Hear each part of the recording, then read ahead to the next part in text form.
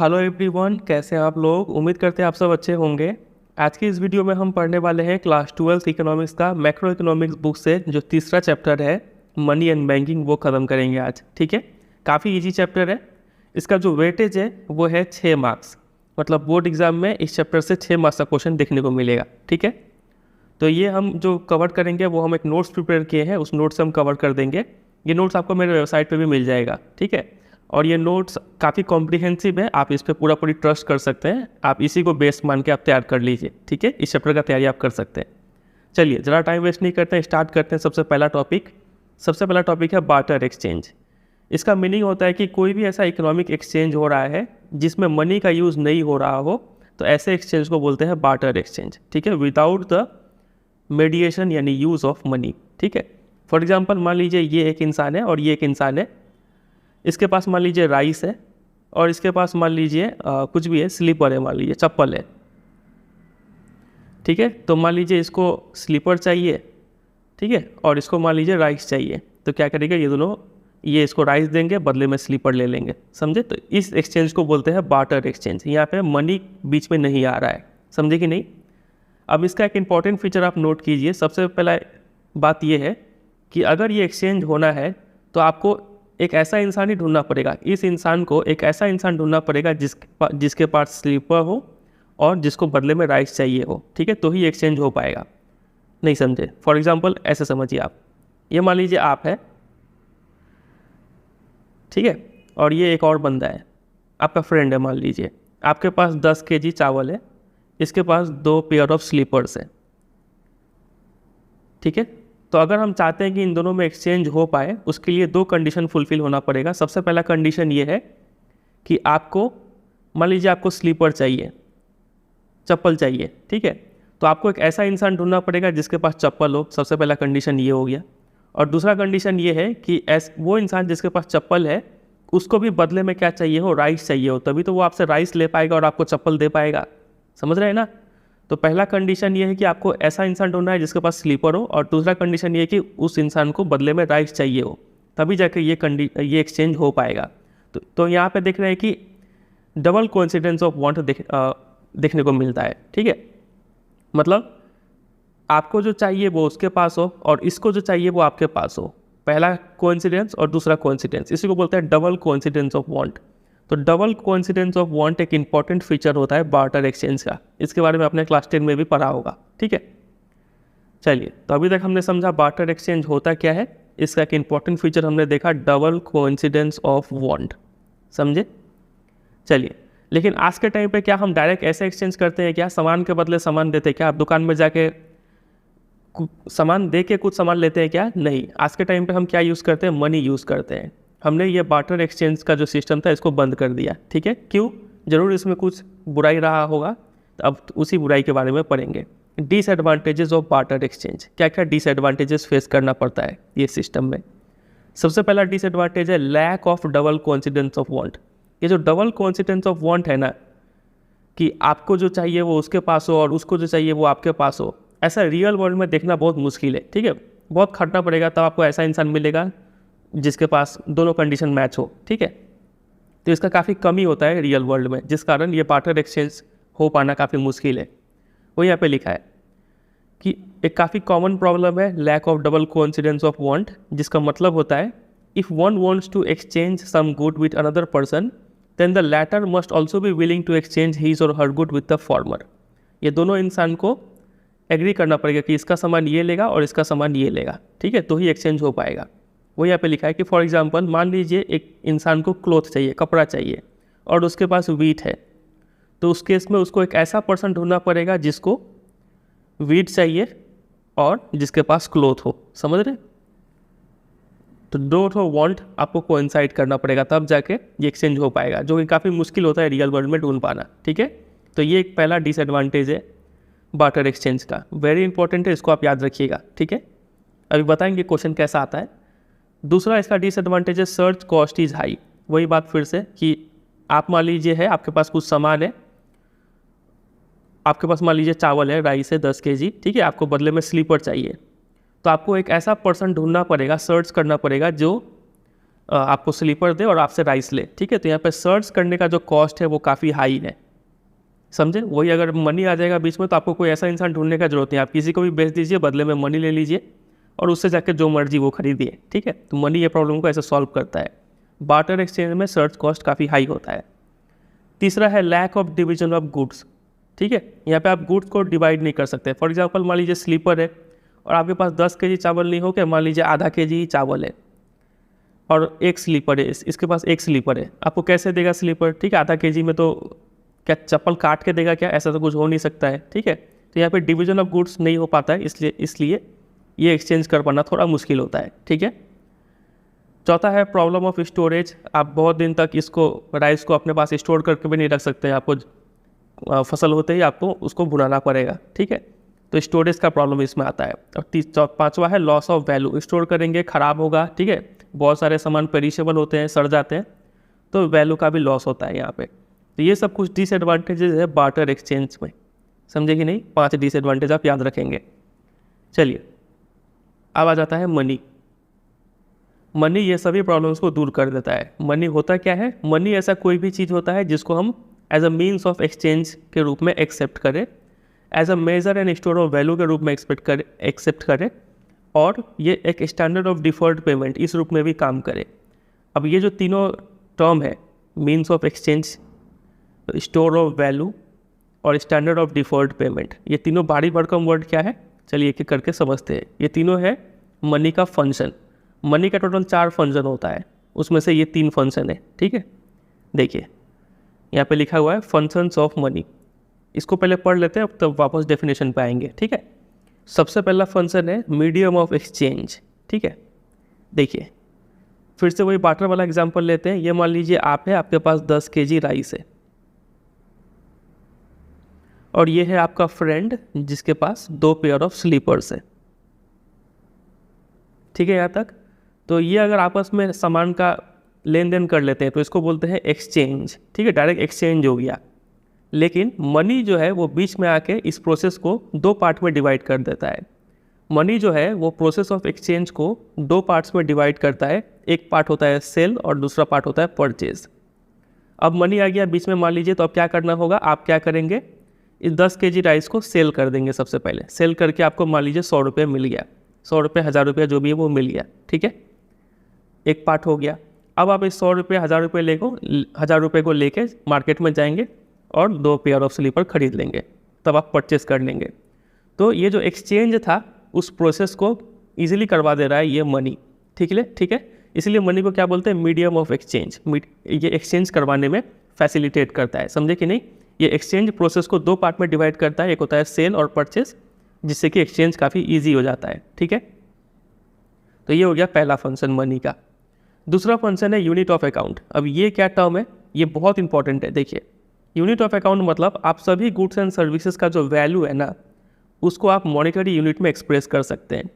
पहले क्या था कि आपके पास 10 केजी चावल था, 2 पेयर ऑफ स्लीपर था। अब कितना पे ये एक्सचेंज होगा वो पता नहीं चल रहा है, ठीक है। आप एक स्लीपर के बदले कितना चावल दीजिएगा, 1 केजी की, 2 केजी की, 4 केजी, वो डिटरमाइन करना काफ़ी मुश्किल था। लेकिन अब पैसा आने का वजह से क्या हो गया, सभी गुड्स एंड सर्विसेज का वैल्यू आप पैसा में एक्सप्रेस कर सकते हैं। 10 केजी चावल का दाम आप मान लीजिए 1000 रुपये लगा दीजिए, ठीक है। 2 पेयर ऑफ स्लीपर का दाम मान लीजिए 500 रुपये आप लगा दीजिए यहाँ पे। इससे क्या हो गया कि आप सबको एक यूनिफॉर्म मतलब यूनिट में एक्सप्रेस कर पा रहे हैं, ठीक है। इसको भी रुपीज़ में एक्सप्रेस कर दिया, इसको भी रुपीज़ में एक्सप्रेस कर दिया। अब कंपेयर करना ईजी है, समझ रहे हैं कि नहीं। चलिए तो अब पैसा आ गया बीच में, तो अब आप रेट बता सकते हैं। 2 चप्पल का दाम 500 है, इसको 10 केजी का मतलब 2 चप्पल लेना है तो इसको 5 केजी देगा 500 रुपये में, तो ये 500 रुपये का चप्पल इसको मिल जाएगा, समझ रहे। मतलब ये इक्वेशन सेटअप हो रहा है कि 5 केजी चावल में 2 स्लीपर आ सकता है, समझे कि नहीं। ये हो पाया किस वजह से, जब पैसा में हम एक्सप्रेस किए तब। तो वही यहाँ पे लिखा है, when we said value of certain wrist watch is ₹500, इसका मतलब है कि रिस्ट वॉच को हम 500 यूनिट ऑफ मनी में एक्सचेंज कर सकते हैं, जहाँ पे यूनिट ऑफ मनी मतलब रूपी है इन दिस केस। वहीं पे बोला है कि किसी भी सामान का दाम हम मनी में एक्सप्रेस कर सकते हैं। ये हो गया दूसरा फंक्शन। अभी ध्यान से सुनिएगा, अभी हम इस सब के ऊपर आपसे क्वेश्चन पूछेंगे। तीसरा फंक्शन है store of value. Money perishable नहीं है, ख़राब नहीं होगा, तो इसको स्टोरेज कॉस्ट इसको रखने का खर्च भी जो है वो काफ़ी कम है, ठीक है। और इसको आप किसी भी वक्त कहीं भी देंगे तो वो इजीली एक्सेप्ट कर लेगा, ठीक है। तो इसलिए money act as a store of value for individuals. आप जो आपके पास धन है उसको आप स्टोर कर सकते हैं in the form of money for future use. जबकि बार्टर एक्सचेंज में आप चावल क्या 10 साल तक स्टोर करके रख सकेंगे नहीं, लेकिन मनी को आप स्टोर रख सकते हैं, ठीक है। तो स्टोर ऑफ वैल्यू ये हो गया तीसरा फंक्शन। और चौथा सबसे important, standard of deferred payment. ये डिफर्ड पेमेंट क्या होता है? ऐसा पेमेंट जो कि फ्यूचर में किया जाना हो उसको बोलते हैं डिफर्ड पेमेंट, ठीक है। फॉर एग्जांपल ये आप है, ये आपका फ्रेंड है, आप आपके फ्रेंड से मान लीजिए 10 केजी चावल ले लिए,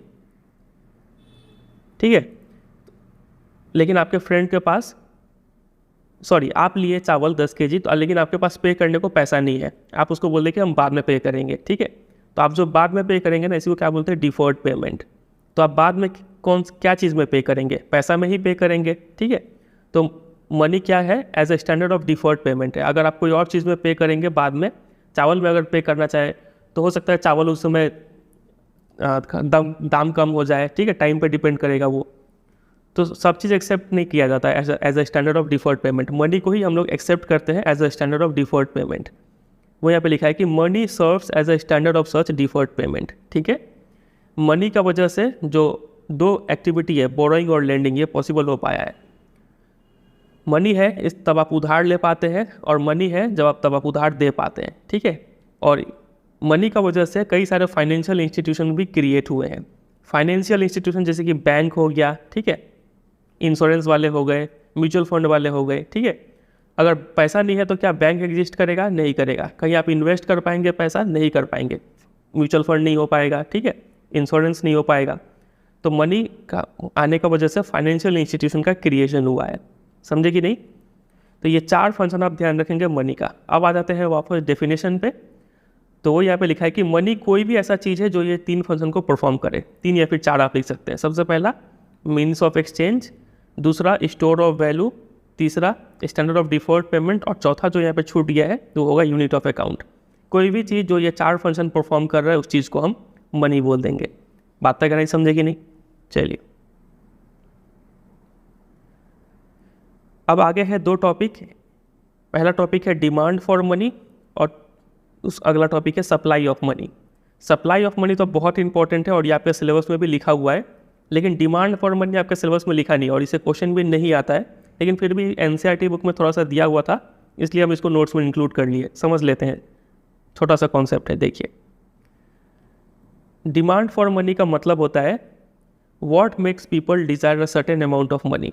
लोगों को अगर पैसा चाहिए, ठीक है, कोई किसी भी रीज़न का वजह से, तो उसको बोलते हैं डिमांड फॉर मनी। सिंपल सा बात है, ठीक है। ये एक स्टॉक कॉन्सेप्ट है। स्टॉक कॉन्सेप्ट बोलने का मतलब ये एक पॉइंट ऑफ टाइम पे मेजर होता है। ये सब याद रखिए। अभी हम आपसे क्वेश्चन पूछेंगे। डिमांड 2 रीजन से किया जाता है, मेनली 2 चीज़ पे डिपेंड करता है डिमांड फॉर मनी, ठीक है। पहला है क्वांटम ऑफ ट्रांजैक्शन। अगर आपको किसी के साथ काफ़ी बड़ा ट्रांजैक्शन करना है, ठीक है, लाखों में ट्रांजैक्शन करना है, तो आपको ज़्यादा मनी चाहिए होगा, तो उस समय मनी डिमांड बढ़ जाएगा, ठीक है। और दूसरा है इंटरेस्ट रेट। मान लीजिए आपके पास 1 करोड़ रुपया है, ठीक है। अब आप 1 करोड़ रुपया अपने पास रखिएगा कि बैंक में जमा कीजिएगा, वो डिपेंड करेगा इंटरेस्ट रेट पे। अगर बैंक में आप जमा करते हैं और फॉर एग्जांपल मान लीजिए आपको 3% ब्याज मिलता है, ठीक है, तो 1 करोड़ का 3% कितना हो गया? 3 लाख रुपया आपको कमा के देगा, ठीक है। लेकिन वही अगर मान लीजिए ये इंटरेस्ट रेट बढ़ जाता है, अब हो गया ये 6%, तो अब आप बैंक में जमा करेंगे वो 1 करोड़, तो आपको कितना मिलेगा? 6 लाख रुपया मिलेगा, है कि नहीं? तो जितना इंटरेस्ट रेट बढ़ेगा, लोग अपने पास पैसा नहीं रखेंगे, वो पैसा कहाँ रखेंगे? बैंक में रखेंगे, क्योंकि बैंक में उन्हें कमाई होगा ये 6 लाख रुपया। समझ रहे कि नहीं? तो यहाँ पे लिखा है कि when interest rate go up, जब इंटरेस्ट रेट बढ़ता है तो लोग अपने पास पैसा नहीं रखते, वो पैसा कहाँ रखते हैं? बैंक अकाउंट में रखते हैं, ठीक है। तो at higher interest rate money demand comes down. समझे कि नहीं? ये 2 बात आप याद रखिए। इतना ही चीज़ आपको प्रिपेयर करना है डिमांड फॉर मनी से। अब आ जाइए सप्लाई ऑफ मनी पे। सप्लाई ऑफ मनी का मीनिंग होता है it is the total stock of money in circulation among the public at a particular point of time. Point of time से समझ गए कि ये भी क्या है? एक स्टॉक कॉन्सेप्ट है। दूसरा क्या होता है? Flow concept. याद है आपको नेशनल इनकम में पढ़ाए थे? फ्लो कॉन्सेप्ट मतलब ये over a period of time measure होता है। ये पीरियड पॉइंट पहले समझा चुके हैं, तो अभी ज़रा नहीं इसमें टाइम देते हैं, ठीक है। तो demand for money, supply of money, दोनों ही क्या है, स्टॉक कॉन्सेप्ट है, समझे कि नहीं, क्योंकि दोनों ही पॉइंट ऑफ टाइम पे मेजर होता है। तो किसी भी पॉइंट ऑफ टाइम पे लोगों के बीच में कितना मनी सर्कुलेशन में है, उसी मनी को क्या बोलते हैं, मनी सप्लाई। मान लीजिए अभी एग्जैक्ट अब इस टाइम पे आपके पास कुछ रुपया है, कंट्री में जितने भी लोग हैं उनके पास कुछ कुछ रुपया होगा कैश के रूप में, ठीक है, जिसको हम लोग क्या बोलते हैं, करेंसी। जब भी हम करेंसी वर्ड बोले ना, तो करेंसी मतलब दो चीज़ समझिएगा, नोट्स, जो नोट है आपके पास, प्लस कॉइन, जो सिक्के हैं आपके पास, ये दोनों को मिला के क्या बोलते हैं, करेंसी। तो देश में सभी लोगों के पास कुछ ना कुछ नोट्स होगा, करेंसी होगा, कॉइन्स होगा, मतलब सभी लोगों के पास कुछ ना कुछ करेंसी है। प्लस लोगों के पास क्या है, बैंक डिपॉजिट है, लोग पैसा बैंक में भी रखे होंगे कुछ, तो करेंसी प्लस बैंक डिपॉजिट, यही दोनों मिला के जनरली हम लोग क्या बोलते हैं, मनी सप्लाई, ठीक है। लोगों के पास कितना करेंसी है और बैंक में वो कितना डिपॉजिट करके रखे हुए हैं, दोनों को जोड़ देंगे तो क्या मिलेगा, सप्लाई ऑफ मनी मिलेगा। ये बेसिक कॉन्सेप्ट है, ठीक है। चलिए, इसका डेफिनेशन याद हो गया हमें। यहाँ पे कुछ इंपॉर्टेंट पॉइंट्स है। मनी सप्लाई स्टॉक कॉन्सेप्ट है, समझ गए। नंबर 2, किसी भी मॉडर्न इकोनॉमी में मनी सप्लाई में दो चीज़ होता है। सबसे पहला कैश, मतलब करेंसी, नोट और कॉइन्स, और प्लस बैंक डिपॉजिट, यही दो चीज़ मिला के मेनली हम लोग क्या बोलते हैं, मनी सप्लाई बोलते हैं, ठीक है।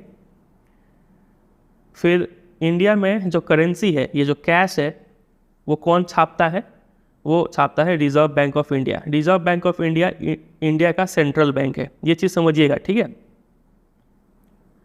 हर कंट्री में एक सेंट्रल बैंक होता है, ठीक है, मेन बैंक। अब इससे कंफ्यूज मत हो जाइएगा, इंडिया में एक और बैंक है सेंट्रल बैंक ऑफ इंडिया, वो बैंक नहीं है, वो तो दूसरा बैंक है, ठीक है। सेंट्रल बैंक यहाँ पे काफ़ी जनरल नाम बोला जा रहा है। इंडिया का सेंट्रल बैंक कौन है, तो रिजर्व बैंक ऑफ इंडिया, ये बात याद रखिएगा। सेंट्रल बैंक ऑफ इंडिया वो अलग है, वो कमर्शियल बैंक में आता है, समझे। तो इंडिया में जितने भी करेंसी नोट्स हैं ना, वो कौन इशू करता है, रिजर्व बैंक ऑफ इंडिया, ये लोग इसको छापते हैं। आप अगर किसी भी नोट को देखिएगा, 10 रुपये का, 20 रुपये का, 50 रुपये का, तो उसमें आरबीआई का जो गवर्नर है उनका सिग्नेचर होता है, ठीक है। अभी कौन है आरबीआई के गवर्नर, तो शक्तिकांत दास जी है। आप देखिएगा उनका सिग्नेचर होगा, उसमें लिखा होगा कि मैं धारक को इतना रुपये देने का वादा करता हूँ, ऐसा कुछ, ठीक है। तो करेंसी नोट्स आरबीआई छापते हैं, एक्सेप्ट कॉइन्स। लेकिन जितने भी कॉइन्स है होते हैं ना, और 1 रुपये का नोट, ये दो आरबीआई नहीं छापता है। ध्यान दीजिएगा, देखिए करेंसी में दो चीज़ आता है, नोट्स और कॉइन्स, है कि नहीं। तो सभी नोट जो है वो आरबीआई छापते हैं, सिर्फ दो चीज़ को छोड़ के, एक तो 1 रुपये का नोट और दूसरे हो गए कॉइन्स, ये दो आरबीआई नहीं छापता है। ये दो कौन छापते हैं, तो कॉइन्स और 1 रुपये का जो नोट है वो गवर्नमेंट ऑफ इंडिया छापती है। गवर्नमेंट ऑफ इंडिया मतलब मिनिस्ट्री ऑफ फाइनेंस जो है वो इस नोट को इशू करते हैं। और 1 रुपये का नोट में किसका सिग्नेचर होता है, तो फाइनेंस सेक्रेटरी जो है उनका सिग्नेचर होता है। ये बात याद रखेंगे, इसके ऊपर पहले भी क्वेश्चन आ चुका है बोर्ड एग्जाम में, ठीक है। ₹1 note bears the signature of finance secretary of India, समझ गए। देखिए अभी तक हमने समझा कि मनी सप्लाई में दो चीज़ आता है, एक होता है करेंसी, ठीक है, मतलब कैश, नोट्स और कॉइन्स, और दूसरा हो गया बैंक डिपॉजिट, ठीक है। अब ये बैंक डिपॉजिट को इसके ऊपर हम बात करेंगे, ठीक है। बैंक डिपॉजिट मेनली दो टाइप के होते हैं, एक होता है डिमांड डिपॉजिट और दूसरा होता है टाइम डिपॉजिट। अब ये दोनों क्या है, देखिए डिमांड डिपॉजिट मतलब नाम से समझ में आ रहा है कि आप जब चाहे बैंक से डिमांड कर सकते हैं कि जो भी हम पैसा जमा किए वो मुझे दे दो, ठीक है। इसको बोलते हैं डिमांड डिपॉजिट। तो अगर आपका बैंक अकाउंट है तो आप समझ पा रहे होंगे, आपने जनरली सेविंग्स बैंक अकाउंट खोला होगा। और जो बिजनेसमैन लोग होते हैं ना, हो सकता है आपका पापा अगर बिजनेसमैन है तो उनसे वो लोग क्या खोले होंगे, करंट अकाउंट खोले होंगे, ठीक है। तो ये दोनों ऐसे अकाउंट ऐसे होते हैं जिसमें आप जब भी पैसा डिमांड करें बैंक को आपको देना पड़ेगा, ठीक है। इसलिए ऐसे डिपॉजिट को क्या बोलते हैं, demand deposit, as they are payable by the bank on demand from the account holder. जो भी अकाउंट होल्डर है वो जब भी डिमांड करेगा बैंक को उतना रुपया पे करना पड़ेगा, इसलिए इसको डिमांड डिपॉजिट बोलते हैं, ठीक है। तो एक बार पढ़ते हैं, देखिए द बैलेंस इन सेविंग्स और current account deposit held by the public in commercial bank. Commercial bank India में जो नॉर्मली बैंक सब है, जैसे कि हो गया स्टेट बैंक ऑफ इंडिया, ठीक है, पंजाब नेशनल बैंक, जो भी IDBI बैंक, ये सब कमर्शियल बैंक है। HDFC, ICICI, ये सब कमर्शियल बैंक है। हम लोग नॉर्मली अकाउंट किस में खोलते हैं? कमर्शियल बैंक में खोलते हैं, ठीक है। तो जो भी बैंक में सेविंग्स है इन सबको भी हम लोग मनी कंसिडर करते हैं। क्यों? क्योंकि आप इस सेविंग्स के अगेंस्ट चेक लिख के इश्यू कर सकते हैं, किसी को भी आप चेक में पेमेंट कर सकते हैं इसी सेविंग के बदौलत ना, ठीक है। तो चेक से हम ट्रांजेक्शन को सेटल कर सकते हैं, इसीलिए ऐसे डिपॉजिट्स को मतलब इस डिपॉजिट को क्या में लेते हैं? मनी सप्लाई में लेते हैं हम लोग, ठीक है। अब यहाँ पे इन दोनों में डिफरेंस समझिए, सेविंग अकाउंट और करंट अकाउंट में क्या डिफरेंस होता है। आप तो अभी स्टूडेंट है, सेविंग अकाउंट खोले होंगे तो आपको नॉर्मली जो इंटरेस्ट रेट है वो अप्रॉक्स 3% के आसपास मिल रहा होगा, मतलब वो भी पर एनम। मतलब अगर आप अपने अकाउंट में 1 लाख रुपये जमा करते हैं तो 1 साल बाद वो उस पर आपको 3,000 रुपये का ब्याज मिल जाएगा, ठीक है। अगले साल उसमें कितना होगा? 1,03,000 रुपया हो जाएगा वो पैसा, ठीक है। ये होता है सेविंग अकाउंट का बेनिफिट। जो करंट अकाउंट है ना, इसमें ज़्यादा इसमें इंटरेस्ट रेट नहीं दिया जाता है, ना के बराबर दिया जाता है, कोई फ़ायदा नहीं है। तो आप सोचेंगे कि हम इसमें अकाउंट क्यों खोलें, जब हमें इंटरेस्ट रेट ब्याज ही नहीं मिलेगा तो क्यों इसमें अकाउंट खोलें। तो करंट अकाउंट का ये फ़ायदा होता है कि इसमें आप कितना भी नंबर ऑफ ट्रांजेक्शन कर सकते हैं। बड़ा ट्रांजेक्शन अगर आपका है और बहुत ज़्यादा ट्रांजेक्शन करना है आपको, तो लोग क्या खोलते हैं? करंट अकाउंट डिपॉजिट खोलते हैं। तो नॉर्मली जो बिजनेसमैन लोग होते हैं जिसमें काफ़ी बड़ा ट्रांजेक्शन होता है, काफ़ी फ्रीक्वेंट ट्रांजेक्शन होता है, उसमें करंट अकाउंट वो लोग करंट अकाउंट खोलते हैं। और सेविंग मतलब क्या हो गया? जैसे आपका जो पैसा बच रहा है, सेव कर रहे हैं, वो पैसा आप इसमें जमा करते हैं, बार बार निकालते डालते नहीं है, ठीक है। तो ये इस दोनों अकाउंट का डिफरेंस है, समझे कि नहीं। मेन डिफरेंस ये इंटरेस्ट रेट का ही है, इसमें इंटरेस्ट रेट थोड़ा मिलता है, इसमें नहीं मिलता है, ठीक है। चलिए, तो हमने समझ लिया डिमांड डिपॉजिट। अब आ जाइए और एक टाइप का डिपॉजिट पे जिसको बोलते हैं टाइम डिपॉजिट। टाइम डिपॉजिट समझ में आ रहा है नाम से ही। इसका मतलब है कि आप पैसा जमा करते हैं, वो भी कुछ टाइम के लिए वो फिक्स रहता है, ठीक है। उस टाइम के बाद ही आप उस पैसा को निकाल सकते हैं, जैसे कि फिक्स डिपॉजिट हो गया, ठीक है। Have a fixed period to maturity. मान लीजिए आप यहाँ पे आप एक बैंक में जाके फिक्स्ड डिपॉजिट अकाउंट खोलते हैं और आप उसमें 1 लाख रुपए जमा करते हैं, ठीक है। तो इसमें फ़ायदा क्या है? फ़ायदा ये है कि इसमें इंटरेस्ट रेट ज़्यादा होगा। सेविंग्स में भले आपको 3% मिल रहा था, यहाँ पे आपको कितना मिलेगा? 6% के अप्रॉक्स मिलेगा, ठीक है। लेकिन बैंक भी एक कंडीशन रख देता है कि यहाँ पे आपको 1 साल तक पैसा रखना पड़ेगा। 1 साल के पहले आप निकाल नहीं सकते, और निकालेंगे भी अगर तो आपको कुछ चार्जेस पे करना होगा, ठीक है। और इंटरेस्ट रेट भी इतना नहीं मिलेगा, काफ़ी कम मिलेगा 1 साल के पहले अगर निकाल लेते हैं तो ये अकाउंट का खास बात क्या हो गया कि इसका एक फिक्स्ड पीरियड है मैच्योर होने का। 1 साल बाद आप ये पैसा को निकाल सकते हैं। पैसा निकाल सकते हैं मतलब हम बोलते हैं कि ये पैसा जो है वो मैच्योर हो गया है, ठीक है। तो ऐसे डिपॉजिट को बोलते हैं टाइम डिपॉजिट, समझे कि नहीं। तो ये दोनों टर्म को याद रखिएगा। इसके ऊपर एक बार MCQ आया था कि डिमांड डिपॉजिट में कौन सा डिपॉजिट इंक्लूडेड होता है। तो एक होता है सेविंग्स और दूसरा होता है करंट अकाउंट। ये क्वेश्चन आया हुआ था, ठीक है। चलिए, अगला पॉइंट यहाँ पे ये है, इसको पढ़ लेते हैं। लिखा है कि हर करेंसी नोट में ना RBI का गवर्नर जो होते हैं उसमें एक प्रॉमिस किए हुए होते हैं। आप अगर नोट को पढ़ें उसमें प्रॉमिस लिखा हुआ होता है कि अगर ये नोट कोई भी RBI को या फिर कोई भी कमर्शियल बैंक को देगा तो उसको उस नोट में जितना भी वैल्यू प्रिंटेड है उतना वैल्यू का सामान उसको दिया जाएगा, ठीक है। मतलब सिंपल सा बात है कि वो 10 रुपये का नोट अगर आप RBI के पास या फिर कोई भी बैंक के पास ले जाएंगे तो 10 रुपये का वैल्यू है उस नोट का, 10 रुपये के बदले आप कुछ भी ले सकते हैं, ठीक है। लेकिन देखिए, ये अगर 10 रुपये का नोट है, ऐसे तो देखें तो ये तो एक सिर्फ कागज़ का टुकड़ा है। ये इसको खास क्या बना रहा है? इसमें जो RBI गवर्नर का जो सिग्नेचर है, ठीक है, जो सील है, वो इसको खास बना रहा है। जो RBI गवर्नर ने प्रॉमिस किया है कि इस नोट का वैल्यू 10 रुपया है, ठीक है, वो इसको खास पैसा बना रहा है, ठीक है। नहीं तो आप इसको सिर्फ एक कागज़ का टुकड़ा ही मानेंगे। मतलब ये जो कागज़ का टुकड़ा है इसका अपना कोई वैल्यू नहीं है, समझ रहे हैं। इसमें वैल्यू किसका है? गवर्नर का सिग्नेचर का वैल्यू है, समझे कि नहीं। तो इसीलिए करेंसी नोट्स और कॉइन्स को हम लोग क्या बोलते हैं? फैट मनी बोलते हैं, ठीक है।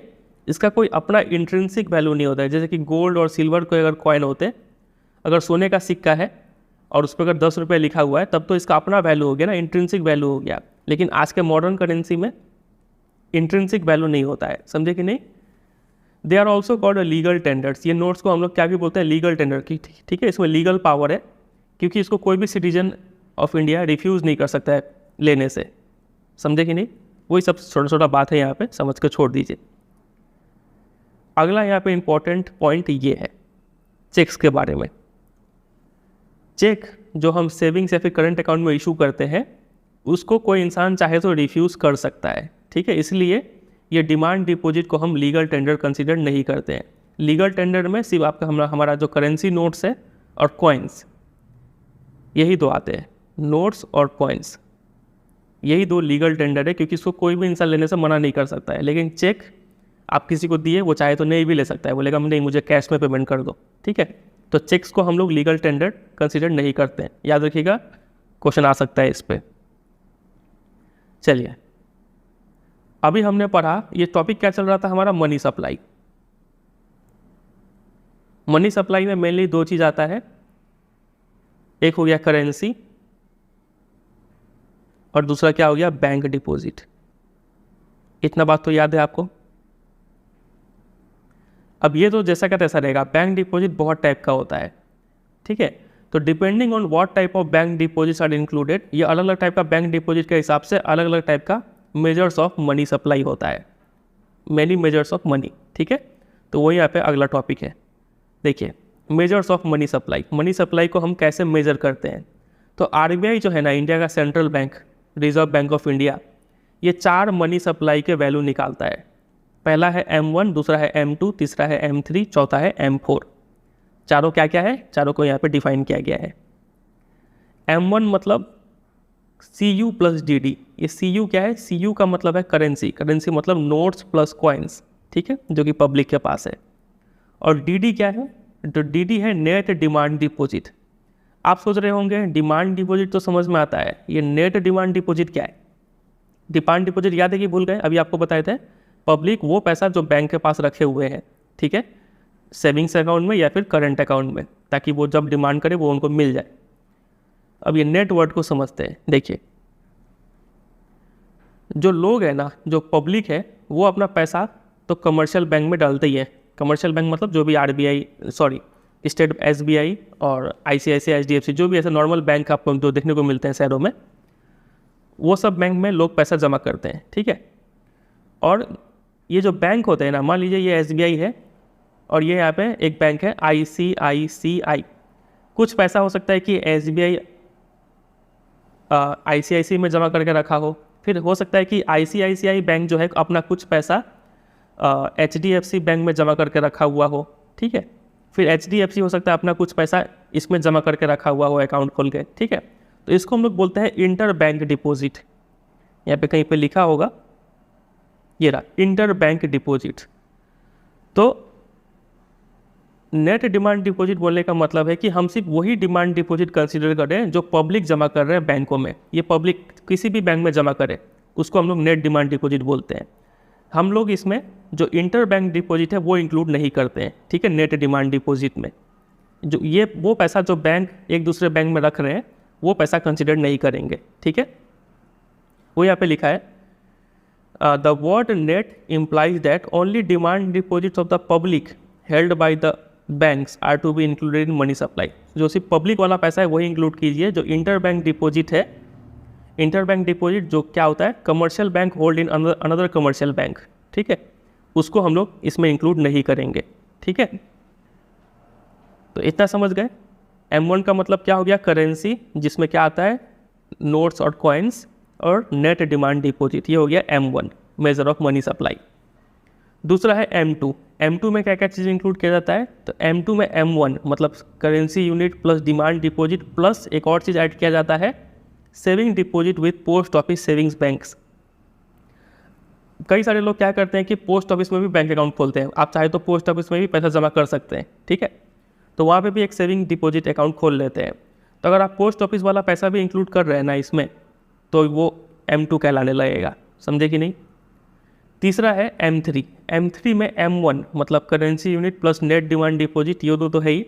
तीसरा इसमें नेट टाइम डिपॉजिट भी आप इंक्लूड कर लीजिए कमर्शियल बैंक का। हमने अभी बताया था कि बैंक डिपॉजिट्स कई सारे टाइप के हैं, डिमांड डिपॉजिट, टाइम डिपॉजिट।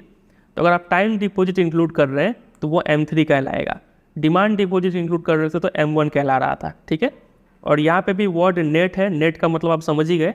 आपको सिर्फ वो पैसा जो पब्लिक खोल के रखी हुई है, अगर कोई पब्लिक कमर्शियल बैंक में पैसा जमा किए हैं तो वही पैसा सिर्फ इंक्लूड करना है। इंटर बैंक कोई अगर दूसरा कमर्शियल बैंक है मान लीजिए HDFC कुछ दिन के लिए पैसा अपना फिक्स कर दिया SBI में, तो वो पैसा को इंक्लूड नहीं करना है, सिर्फ पब्लिक वाला पैसा इंक्लूड करना है, ठीक है। ये नेट का मतलब है।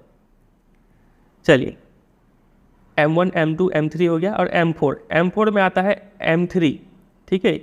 M1 प्लस टाइम डिपॉजिट ये तो लीजिए ही, प्लस जितने भी पोस्ट ऑफिस सेविंग्स में जो टोटल डिपॉजिट हुआ है उसको इंक्लूड कर लीजिए, ठीक है, एक्सक्लूडिंग नेशनल सेविंग सर्टिफिकेट, इसको छोड़ के, तो वो M4 कहलाएगा। सिंपल सा है, एक बार वीडियो को पॉज कर लीजिए, आंख बंद करके चारों को दोहरा दीजिए, आपके मन में बैठ जाएगा।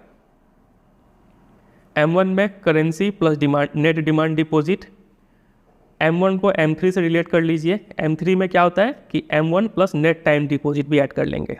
M2 में M1 प्लस पोस्ट ऑफिस का सेविंग डिपॉजिट भी ऐड कर लेंगे, और M4 में M3 प्लस पोस्ट ऑफिस का सेविंग डिपॉजिट, ठीक है। चलिए अब कुछ और बात जानिए। वो जो ऊपर हमने 4 मेजर देखा ना, M1, M2, M3 और M4, यहाँ पे M1 और M2 ये दोनों को मिला के हम लोग बोलते हैं नैरो मनी, और M3 और M4 ये दोनों को मिला के बोलते हैं ब्रॉड मनी, ठीक है। बस टर्मिनोलॉजी है, याद कर लीजिए इसको। और ये डिक्रीजिंग ऑर्डर ऑफ लिक्विडिटी में अरेंज हुआ है। लिक्विडिटी बोलने का मतलब आप किसी भी चीज़ को कितना जल्दी पैसा में कन्वर्ट कर सकते हैं, ठीक है। जो M1 है ना, वो मोस्ट लिक्विड है। अगर पैसा चाहिए तो जल्दी से M1 से मिल जाएगा, क्योंकि करेंसी इजीली अवेलेबल है, डिमांड डिपॉजिट इजीली अवेलेबल होगा, ठीक है। जब चाहेंगे बैंक से मिल जाएगा। और ये ईजीएस्ट फॉर ट्रांजेक्शन करने के लिए M1 काफ़ी ईजी माना जाता है। जबकि M4 जो है वो लीस्ट लिक्विड है, क्योंकि इसमें टाइम डिपॉजिट आता है। जब टाइम पूरा होगा तब जाके आपको वो पैसा मिलेगा, मतलब तब जाके वो लिक्विड होगा, ठीक है। तो ये सबसे कम लिक्विड है M4, और M1 मोस्ट लिक्विड है। इतना बात आप याद रखिए, ठीक है। एक और दो यहाँ पे और पॉइंट है। हमने अभी पढ़ा मनी सप्लाई जो होता है उसमें 2 चीज़ होता है, करेंसी जिसमें आता है नोट्स प्लस कॉइन्स, और प्लस बैंक डिपॉजिट, है कि नहीं। अब देखिए ये जो करेंसी होता है ना, इस करेंसी को हम लोग क्या बोलते हैं, हाई पावर्ड मनी भी बोलते हैं, या फिर रिजर्व मनी भी बोलते हैं, या फिर मॉनेटरी बेस भी बोलते हैं, ठीक है। बस रट लीजिए। और ये जो बैंक डिपॉजिट है इसको हम लोग बोलते हैं बैंक मनी, ठीक है। छोटा सा 2 टर्म है, इसको आप याद रख लीजिएगा। क्योंकि ये देखिए, ये करेंसी नोट जो है उसको कौन बनाता है, RBI बनाता है, ठीक है। RBI और गवर्नमेंट ऑफ इंडिया, तो यहाँ पे सिर्फ RBI लिखा हुआ है, तो इसलिए इसको हाई पावर्ड मनी कहते हैं। और जो बैंक डिपॉजिट है, ठीक है, ये लोग कमर्शियल बैंक्स क्रिएट करते हैं। अब कमर्शियल बैंक कैसे क्रिएट करते हैं वो आगे पढ़ेंगे। जो पैसा बैंक में जमा है उसको क्या बोलते हैं, बैंक मनी बोलते हैं, ठीक है। चलिए, मतलब जो पैसा कमर्शियल बैंक क्रिएट करते हैं, अब कि कैसे क्रिएट करते हैं वो अभी हमें पढ़ना है। फिलहाल के लिए अभी आप इसको याद कर लीजिए कि जो पैसा कमर्शियल बैंक क्रिएट करते हैं उसको बैंक मनी बोलते हैं, ठीक है। चलिए, काफ़ी चीज़ हमने पढ़ लिया अभी तक, एक बार जल्दी से रिकैप करते हैं, उसके बाद कुछ क्वेश्चंस देखेंगे, उसके बाद आगे बढ़ेंगे। देखिए, ज़्यादा कुछ हमने नहीं पढ़ा है। सबसे पहले हमने पढ़ा बार्टर एक्सचेंज क्या होता है, डिसएडवांटेज क्या है।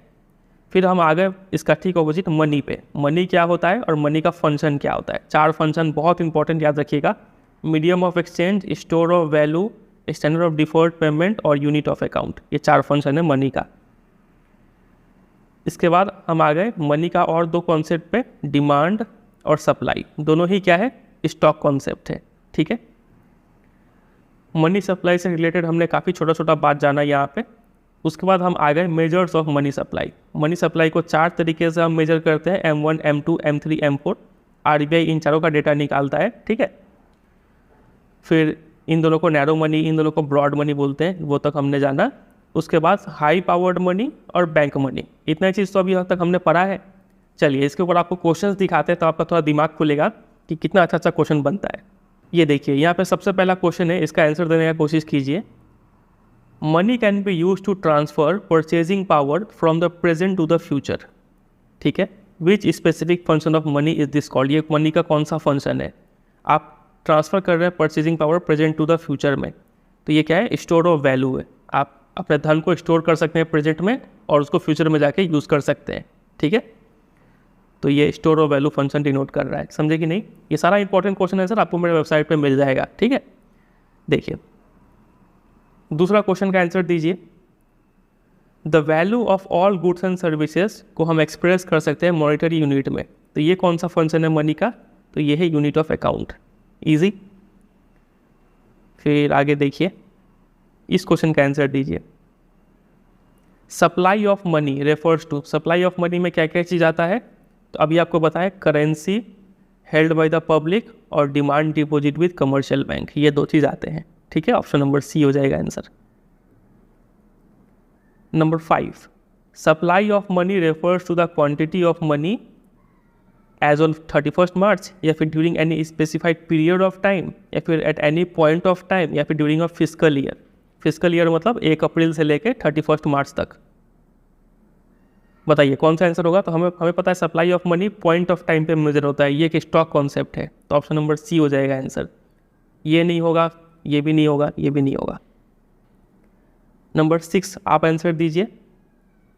विच ऑफ द फॉलोइंग फॉर्मूले इज इनकरेक्ट, कौन सा गलत है। M1 को लिखा है currency plus net demand deposit, right है। M2 को लिखा है M1 plus savings with post office savings bank, ये भी राइट है। M3 में लिखा है M2 plus net time deposit of commercial bank, यहाँ पे M2 नहीं होगा, ये क्या होगा M1 होगा, है कि नहीं, इसलिए ये गलत है। तो ऑप्शन नंबर सी हो जाएगा इनकरेक्ट। नंबर 7 ट्राई कीजिए। डिमांड डिपॉजिट में कौन से दो चीज़ आते हैं, तो सेविंग अकाउंट का डिपॉजिट और करंट अकाउंट का deposit, 1 and 3, option number C right answer हो गया। तो ऐसे करके बहुत सारा क्वेश्चन आता है। अगला टॉपिक यहाँ पे स्टार्ट होता है कमर्शियल बैंक्स। तब से हम कमर्शियल बैंक बोल रहे हैं, ये होता क्या है। तो कमर्शियल बैंक एक क्या है, फाइनेंशियल इंस्टीट्यूशन है जो पैसा को मैनेज करता है, जिसका मेन काम क्या है, पब्लिक से डिपॉजिट एक्सेप्ट करना और वैसे पब्लिक जिनको पैसा चाहिए उनको पैसा लेंड करना। तो पैसा लेना और देना, यही दो मेन काम है कमर्शियल बैंक का। और किसका पैसा लेना देना, पब्लिक का पैसा। ठीक है, इसको बोलते हैं कमर्शियल बैंक। ठीक है, कमर्शियल बैंक दो टाइप के हो सकते हैं, पब्लिक सरकारी या फिर प्राइवेट भी हो सकता है। कुछ सरकारी बैंकों का नाम है state bank of India, Punjab national bank, bank of India, और भी बहुत सारे हैं। ठीक है, और कुछ प्राइवेट बैंकों का नाम हो गया HDFC bank, ICICI bank, axis bank, और भी कुछ है। अभी सबसे तगड़ा बैंक HDFC है, उसके बाद ICICI आता है प्राइवेट सेक्टर में, फिर IDFC, ये भी बैंक काफ़ी चल पड़ा है अभी। ठीक है, वही पब्लिक सेक्टर में, सरकारी में तो SBI का टक्कर में अभी कोई नहीं है। ठीक है, चलिए कमर्शियल बैंक क्या होता है वो हमने समझ लिया। कमर्शियल बैंक का बहुत सारा फंक्शन भी होता है। ठीक है, तो सारा फंक्शन हमारे सिलेबस में नहीं है, सिर्फ एक ही फंक्शन हमें पढ़ना है, जो कि है credit creation bye commercial bank, या फिर the process of money creation. ऊपर हमने पढ़ा था ना, यहाँ पे बैंक मनी मतलब वो पैसा जो बैंक क्रिएट करते हैं, कमर्शियल बैंक क्रिएट करते हैं। तो वही हम देखेंगे कि कैसे कमर्शियल बैंक मनी क्रिएट करते हैं, वो हम देखने वाले हैं। ठीक है, वेरी वेरी वेरी इंपॉर्टेंट। इस चैप्टर का वेटेज है 6 मार्क्स, है ना, तो मैक्सिमम चांस है कि 6 मार्क्स का जो क्वेश्चन है वो इसी टॉपिक से आता है, 3-4 मार्क्स इसी टॉपिक से होगा। ठीक है, कैसे कमर्शियल बैंक क्रेडिट क्रिएट करते हैं या फिर मनी क्रिएट करते हैं, ये टर्म याद रखिएगा। क्रेडिट क्रिएशन टर्म यूज़ हो या फिर मनी क्रिएशन टर्म यूज़ हो, दोनों एक ही है। ठीक है, ऐसे क्रेडिट का मतलब क्या होता है, लोन होता है। देखिए, उससे पहले कुछ आप बेसिक टर्म्स जान लीजिए, तब हम इस पूरा प्रोसेस को समझेंगे। 3 टर्म है, CRR, SLR और LRR। ये क्या होता है, CRR का मतलब है कैश रिजर्व रेशियो। देखिए, ये कोई बैंक है, कोई कमर्शियल बैंक है ये। ठीक है, यहाँ पे कुछ लोग हैं जो क्या है, डिपॉजिटर्स हैं। ये लोग आए और कुछ पैसा यहाँ पे जमा कर दिए। मान लीजिए 100 करोड़ रुपया इस बैंक के पास जमा हो गया। ठीक है, टोटल डिपॉजिट। अब यहाँ पे है कुछ ऐसे लोग हैं जिनको पैसा चाहिए, इनको क्या बोलेंगे, डिपॉजिटर तो इनको बोले, इसको बोलेंगे लेंडर, सॉरी बोरोवर। ठीक है, अब 100 करोड़ तो आया, तो क्या ये कमर्शियल बैंक 100 करोड़ का 100 करोड़ इनको लोन दे देगा क्या, तो ऐसा नहीं है। जितना भी डिपॉजिट इनके पास हुआ है, यहाँ पे 100 करोड़ यहाँ पे डिपॉजिट हुआ है, तो इस डिपॉजिट का कुछ परसेंटेज इनको RBI के साथ रखना पड़ेगा एज कैश रिजर्व। ठीक है, तो इसी को हम लोग क्या बोलते हैं, कैश रिजर्व रेशियो। कितना डिपॉजिट रखना पड़ेगा वो RBI तय करेगा। और फॉर एग्जांपल मान लीजिए RBI ने बोल दिया कि जितने भी कमर्शियल बैंक है कान खोल के सुन लो, तुम सभी लोगों को क्या करना पड़ेगा, जितना भी कैश डिपॉजिट तुम्हारे पास हो रहा है उसका 20% जो है वो मेरे पास रखना पड़ेगा कैश के रूप में। तो इस बैंक को 100 करोड़ चूँकि डिपॉजिट हुआ है, तो इसमें से 20% यानी 20 करोड़ रुपया जो है वो इतना रुपया इसको आरबीआई के साथ, मतलब आरबीआई को दे देना पड़ेगा। आरबीआई इसको रिजर्व में रखेंगी, समझे कि नहीं? इसी को बोलते हैं कैश रिजर्व रेशियो। अब ये आरबीआई के मूड के ऊपर है। अगर आरबीआई को लगेगा कि कैश रिजर्व रेशियो बढ़ाना चाहिए तो वो उसको बढ़ा के 30% कर देगा, ठीक है। जब ये 30% होगा तो बैंक को 30 करोड़ रुपया बैंक इसके साथ रखना पड़ेगा। बच गया कितना? 70 करोड़ रुपया। अब ये 70 करोड़ रुपया चाहे तो इन बोरोवर को उधार में दे सकता है, ठीक है कि नहीं? तो एक बार फिर से पढ़ते हैं, इसको समझिए ज़रा। लिखा है कि percentage of deposit which a bank must keep. Commercial banks को रखना ही पड़ेगा आरबीआई के साथ, नहीं तो आरबीआई कमर्शियल बैंक का हालत ख़राब कर देगा, ठीक है। As cash reserve with central bank, यहाँ पे इंडिया के केस में आरबीआई है। आपको पता है यूएसए जो अमेरिका है, अमेरिका का भी एक सेंट्रल बैंक है, उसको क्या बोलते हैं? उसको हम लोग बोलते हैं फेडरल रिजर्व। अमेरिका का सेंट्रल बैंक का नाम है फेडरल रिजर्व। इंडिया का सेंट्रल बैंक का नाम क्या है? रिजर्व बैंक ऑफ इंडिया, समझे? तो कैश रिजर्व रेशियो आप समझ गए, मतलब डिपॉजिट का वो पार्ट जो कमर्शियल बैंक को सेंट्रल बैंक के साथ रखना पड़ेगा एज कैश रिजर्व, ठीक है, उसको बोलते हैं कैश रिजर्व रेशियो। तो कैश रिजर्व रेशियो को हम लोग रिक्वायर्ड रिजर्व रेशियो भी बोलते हैं या फिर सिंपली रिजर्व रेशियो भी बोलते हैं, ठीक है। और ये बात याद रखिएगा, CRR ये जो है कमर्शियल बैंक सेंट्रल बैंक के साथ रखते हैं, ठीक है। दूसरा है SLR, स्टैट्यूटरी लिक्विडिटी रेशियो। ये क्या होता है? बैंक को क्या करना पड़ता है, कुछ पोर्शन जो है टोटल डिपॉजिट का वो एज ए लिक्विड एसेट के रूप में मेंटेन करना पड़ता है। अभी हमने जो एग्जांपल लिया था, 100 करोड़ इसके पास डिपॉजिट हुआ इस कमर्शियल बैंक में, ठीक है, और मान लीजिए 20% है CRR, ठीक है। तो इसका मतलब 20 करोड़ रुपया तो चला गया किसके पास? आरबीआई के पास। इस बैंक को जमा करना पड़ेगा आरबीआई को 20 करोड़ रुपया, ठीक है, क्योंकि CRR है 20%। बच गया कितना? 80 करोड़। अब इस 80 करोड़, अब देखिए इस 80 करोड़ का 80 करोड़ को ये मतलब लोन नहीं दे सकता है, ठीक है। वो इस 100 करोड़ में से कुछ पार्ट इसको क्या करना पड़ेगा?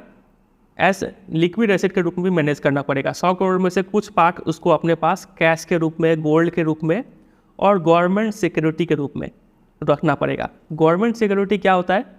देखिए, गवर्नमेंट सिक्योरिटी मान लीजिए एक सिंपल एक पीस ऑफ पेपर है, मतलब ये एक सर्टिफिकेट है जिसमें लिखा रहता है कि इतने रुपए का ये सिक्योरिटी है। ये मान लीजिए कोई कमर्शियल बैंक है, ये जब गवर्नमेंट सिक्योरिटी लेती है तो बदले में पैसा पे करना पड़ेगा। ये जितना रुपए का भी गवर्नमेंट सिक्योरिटी है, मान लीजिए 5 करोड़ का ये गवर्नमेंट सिक्योरिटी है, ठीक है, तो कमर्शियल बैंक को ये 5 करोड़ रुपया पे करके अपने पास ये गवर्नमेंट सिक्योरिटी रखना पड़ेगा, मतलब ये सर्टिफिकेट, कागज़ का टुकड़ा रखना पड़ेगा अपने पास। इसी को बोलते हैं गवर्नमेंट सिक्योरिटी। ये 5 करोड़ रुपया आरबीआई को दे देगा, ठीक है। तो जो कमर्शियल बैंक होते हैं ना, उनको अपने पास कुछ कैश रखना पड़ता है, कुछ गोल्ड रखना पड़ता है, कुछ गवर्नमेंट सिक्योरिटी रखना पड़ता है। ये 3 चीज़ रखना पड़ता है। ये तीनों चीज़ों को बोलते हैं लिक्विड एसेट्स, ठीक है। तो कितना वो बैंक रख रहा है अपने पास, उतना को क्या बोलते हैं? स्टैट्यूटरी लिक्विडिटी रेशियो, समझे कि नहीं? It is kept with the bank itself. इन दोनों में डिफरेंस समझिएगा, CRR और SLR में। CRR मतलब सिंपली उतना कैश जो कमर्शियल बैंक को रिजर्व बैंक ऑफ इंडिया में रखना है, ठीक है, it is kept with the RBI. लेकिन SLR का मतलब होता है कि कुछ पोर्शन बैंक को अपने पास रखना है, आरबीआई में जमा नहीं करना है, अपने पास रखना है, कैश के रूप में भी, गोल्ड के रूप में भी, और गवर्नमेंट सिक्योरिटी। गवर्नमेंट सिक्योरिटी को शॉर्ट में हम लोग GSEC बोलते हैं। GSEC बोल लीजिए या फिर ट्रेजरी बिल बोल लीजिए, दोनों एक ही चीज़ है। अभी के लिए आप इतना समझ के चलिए, ठीक है। तो कमर्शियल बैंक को अपने पास कुछ कैश रखना पड़ता है, कुछ गोल्ड रखना पड़ता है, कुछ GSEC और T बिल्स, ट्रेजरी बिल को शॉर्ट में T बिल बोलते हैं, ठीक है, ट्रेजरी बिल्स में रखना पड़ता है, के रूप में रखना पड़ता है, ठीक है। इसको बोलते हैं SLR, statutory liquidity ratio. It is kept with the bank itself. Bank को अपने पास रखना है, आरबीआई के पास जमा नहीं करना है, समझे कि नहीं? और ये CRR जो है ना, और प्लस SLR, इन दोनों को मिला के हम लोग बोलते हैं LRR, जो कि तीसरा है लीगल रिजर्व रेशियो, ठीक है। CRR SLR together form the LRR which is determined by the RBI, ठीक है। LRR, अब कंट्री में LRR कितना होगा वो आरबीआई तय करता है, कभी 20%, कभी 30%, जितना भी हो उतना बैंक को रखना पड़ेगा रिजर्व, ठीक है, अपने पास या फिर आरबीआई के पास। समझे यहाँ तक ये तीनों टर्म्स? चलिए अब एक चीज़ समझिए, ये है एक कमर्शियल बैंक, कमर्शियल बैंक का मेन काम क्या है? लेना और देना। इस लेने देने का चक्कर में कमर्शियल बैंक बहुत कमा लेते हैं, बहुत पैसा अर्न करते हैं। कैसे? देखिए, यहाँ पे पब्लिक है, ये अपना पैसा मेजॉरिटी लोग क्या करते हैं? सेविंग्स अकाउंट में रख देते हैं, ठीक है। और मान लीजिए 100 करोड़ रुपये डिपॉजिट किए ये लोग, ठीक है। टोटल पब्लिक 100 करोड़ रुपये डिपॉजिट किए यहाँ पे। तो मान लीजिए सभी लोग सेविंग अकाउंट अगर खोलते हैं तो सबको 3% ब्याज देना पड़ेगा। तो ऑन एन एवरेज सभी को बैंक का तरफ से कितना गया? 3 करोड़ रुपया गया इंटरेस्ट पे करने में, ठीक है। अब ये बैंक क्या करती है? कुछ पैसा लोन में भी देती है। यहाँ पे कुछ लोग हैं जो बोरो कर रहे आएंगे, बैंक से लोन लेंगे, होम लोन हो गया, कार लोन हो गया, बहुत टाइप का लोन है। तो जब लोन लेते हैं ना, तो लोन लेने से इंटरेस्ट रेट काफ़ी हाई होता है, 8%, 9%, पर्सनल लोन का तो 13-14%, इतना परसेंट तक loan interest rate bank charge करती है। और ये भी होता है पर मंथ, जबकि ये सेविंग्स में जो आपको इंटरेस्ट मिलता है वो होता है पर एनम, 1 साल का 3% है। यहाँ पे आपको 1 महीना का 8% या फिर 9% या फिर 14% पे करना पड़ेगा, ठीक है। डिपेंड करेगा कि आप कौन सा टाइप का लोन ले रहे हैं, समझे कि नहीं। तो आप देखिए रहे कि बैंक कितना कमा रहे हैं, ठीक है, कितना ज़्यादा चार्ज कर रहे हैं और कितना कम हमें पे कर रहे हैं। बदले में हमें ये भी फैसिलिटी मिलता है कि हमारा पैसा सुरक्षित है बैंक के पास, लेकिन तभी भी इंटरेस्ट गैप जो है वो बहुत ज़्यादा है। और यही गैप जो है वो बैंक का क्या है? अर्निंग है, समझे कि नहीं। और ये पूरा का पूरा 100 करोड़ ही बैंक उधार में नहीं देते हैं, LRR को छोड़ के 20% है, 30% है, तो जो बच गया 70 करोड़, इतना रुपया ये बैंक इसको लोन दे सकते हैं, समझे कि नहीं। अब आपके मन में ये सवाल उठ रहा होगा कि ये बैंक है, यहाँ पे पब्लिक लोग 100 करोड़ रुपया जमा किए, LRR था मान लीजिए 30%, ठीक है। तो बच गया कितना? 70 करोड़ रुपया। अब ये बैंक के पास है, जो ये बैंक चाहे तो लोन दे सकता है। लोन, क्योंकि जितना लोन देगा उतना उसको कमाई होगा, है कि नहीं। 70 करोड़ रुपया ये बैंक क्या किया? लोन दे दिया पब्लिक को। अब मान लीजिए आपके मन में एक सवाल उठा कि मान लीजिए ये सभी पब्लिक अगर पैसा उठाने आ गए तो बैंक कहाँ से देगा? बैंक तो वो पैसा लोन में दे दिया, बैंक कहाँ से देगा वो पैसा? तो ऐसा सिचुएशन कभी होता नहीं है। यहाँ पे एक चीज़ हम एज्यूम करके चलते हैं, वही हम यहाँ पे क्वेश्चन दिए हैं कि why are banks required to keep only a fraction of deposited cash reserve. जो LRR है 30% है, तो बैंक सिर्फ 30 करोड़ रुपया ही अपने पास क्यों रखती है? पूरा का पूरा 100 करोड़ क्यों नहीं रखती है? क्योंकि लोगों ने ही तो 100 करोड़ जमा किया है। अगर सभी लोग आ गए 100 करोड़ रुपया उठाने के लिए तो बैंक तो दे नहीं पाएगा, क्योंकि वो कुछ पैसा लोन दे चुका है, ठीक है। तो दूसरा क्वेश्चन ये है कि what will the bank do if demand for cash withdrawal is more than cash reserve at some point of time. मान लीजिए कोई दिन ऐसा हुआ कि बहुत सारे लोग आ गए पैसा उठाने के लिए और उतना उसके पास कैश रिजर्व है नहीं, ठीक है। तब वो बैंक क्या करेगा? ऐसे सिचुएशन में क्या होगा? तो देखिए, तो रियलिटी में यूजुअली जो है इस टाइप का सिचुएशन अराइज ही नहीं होता है, ठीक है। ऐसा कभी नहीं होता है कि सभी लोग एक साथ आ गए अपना सारा पैसा उठाने के लिए, ठीक है। वो यहाँ पे लिखा है, पहला रीज़न ये है कि बैंकिंग एक्सपीरियंस से ये हमें पता चला है कि नॉट ऑल डिपॉजिटर्स, सभी डिपॉजिटर्स एक ही दिन सेम टाइम में अपना सारा पैसा उठाने के लिए नहीं आते हैं। नॉर्मली क्या होता है, और they withdraw a fraction of deposit. किसी के अकाउंट में मान लीजिए 1 लाख रुपया है, तो वो एक ही दिन में 1 लाख रुपया नहीं उठाने आ जाएगा एक ही बार में। वो किसी दिन 10,000 निकालेगा, किसी दिन 20,000, किसी दिन 50,000, ऐसे करके यूजुअली निकालते हैं, नॉर्मली निकालते हैं। निकाल भी सकता है लेकिन ऐसा होता नहीं है। बात अगर समझ रहे? तो ये चीज़ बैंकिंग एक्सपीरियंस में हमें पता चला है कि सभी लोग एक साथ सेम टाइम में सारा पैसा नहीं निकालेंगे, ठीक है। ऐसा नहीं होता है रियल लाइफ में। तो इसलिए बैंक सिर्फ कुछ ही फ्रैक्शन ऑफ डिपॉजिट अपने पास कैश रिजर्व में रखते हैं, बाकी पैसा लोन में दे देते हैं। क्योंकि बैंक में खाली पैसा रख के क्या करेंगे? उससे ऐसा लोन देंगे तो कुछ कमाई होगा उन्हें, समझ रहे। और दूसरा है कि there is a constant flow of new deposit for withdrawal of cash. It is sufficient for bank to keep only a fraction of deposit as cash reserve. Bank के पास ऐसा नहीं कि 100 करोड़ रुपया जमा होने का बाद बंद हो गया, लगातार पैसा लोग जमा करते जा रहे हैं, 100 करोड़ बढ़ रहा है, घट रहा है, ठीक है।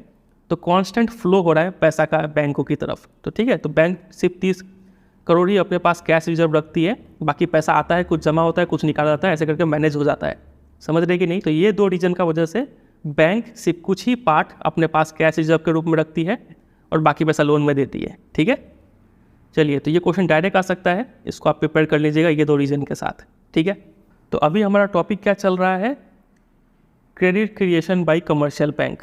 कमर्शियल बैंक पैसा कैसे क्रिएट करते हैं, पैसा कैसे बनाते हैं, वो हमें समझना है। सबसे पहले हमने कुछ बेसिक टर्म्स जाना, CRR, SLR और LRR। अभी के लिए आप सिर्फ इसको याद रखिए, LRR, ठीक है, कुछ पैसा जो बैंक को RBI के साथ रखना है, ठीक है।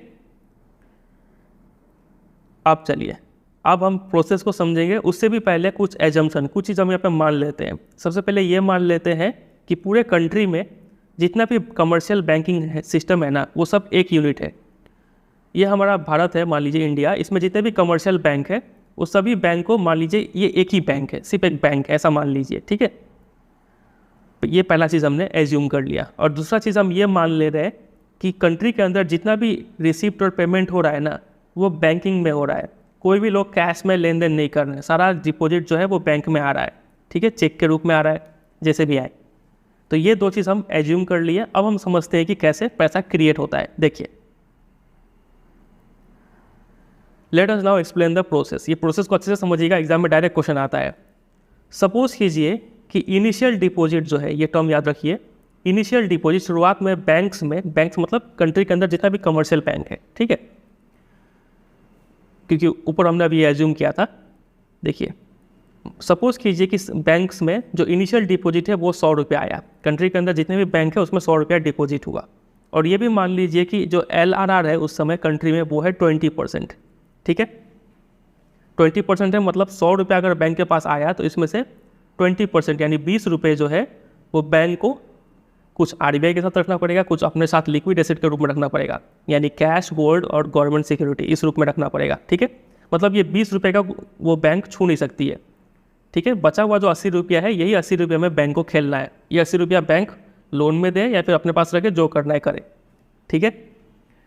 अब यहाँ पे थोड़ा एक मैथ का कॉन्सेप्ट समझ लीजिए। ये 20% का मतलब क्या होता है? 20%, 20% यानी 100, समझे कि नहीं। परसेंट जब भी होता है तो मतलब बाई 100 हम लिखते हैं। ये 0 कैंसिल और ये आएगा 0.2। तो कहीं अगर 20% लिखा हुआ है और कहीं अगर 0.2 लिखा हुआ है तो दोनों में कंफ्यूज मत होइएगा, क्योंकि एग्जाम में अक्सर क्वेश्चन में आता है तो 0.2 लिख देते हैं, कहीं पर 20% लिखते हैं। समझ जाइएगा, दोनों एक ही चीज़ है, यहाँ पे हम लिख दिए हैं, ठीक है। चलिए वापस आते हैं इस टेक्स्ट में। बैंक के पास मान लीजिए 100 रुपया आया और LRR था 20%। और further suppose that banks keep only the minimum required 20 रुपया कैश रिजर्व। और ये भी मान लीजिए कि अभी हमने समझा ना कि बैंक को 20 रुपया तो रखना ही पड़ेगा अपने साथ। बैंक चाहे तो ये 30 रुपया भी, 40 रुपया भी रख सकता है, लेकिन मिनिमम 20 रुपया तो रखना ही पड़ेगा, ठीक है। बचा हुआ 80 रुपया या फिर यहाँ पे बचा रुपया 70 रुपया या फिर यहाँ पे बचा हुआ 60 रुपया, वो चाहे तो लोन में दे, जो भी करे, है कि नहीं। तो यहाँ पे हम ये मान लेते हैं कि बैंक जो है वो 20 रुपया ही अपने पास एज कैश रिजर्व रखती है, ठीक है। अब बैंक फ्री है कि वो बचा हुआ 80 रुपया को वो लेंड कर पाए, ठीक है। अब मान लीजिए कोई बोरोवर आया बैंक के पास, तो बोरोवर, तो देखिए बैंक के पास है अभी 80 रुपया, कितना रुपया है?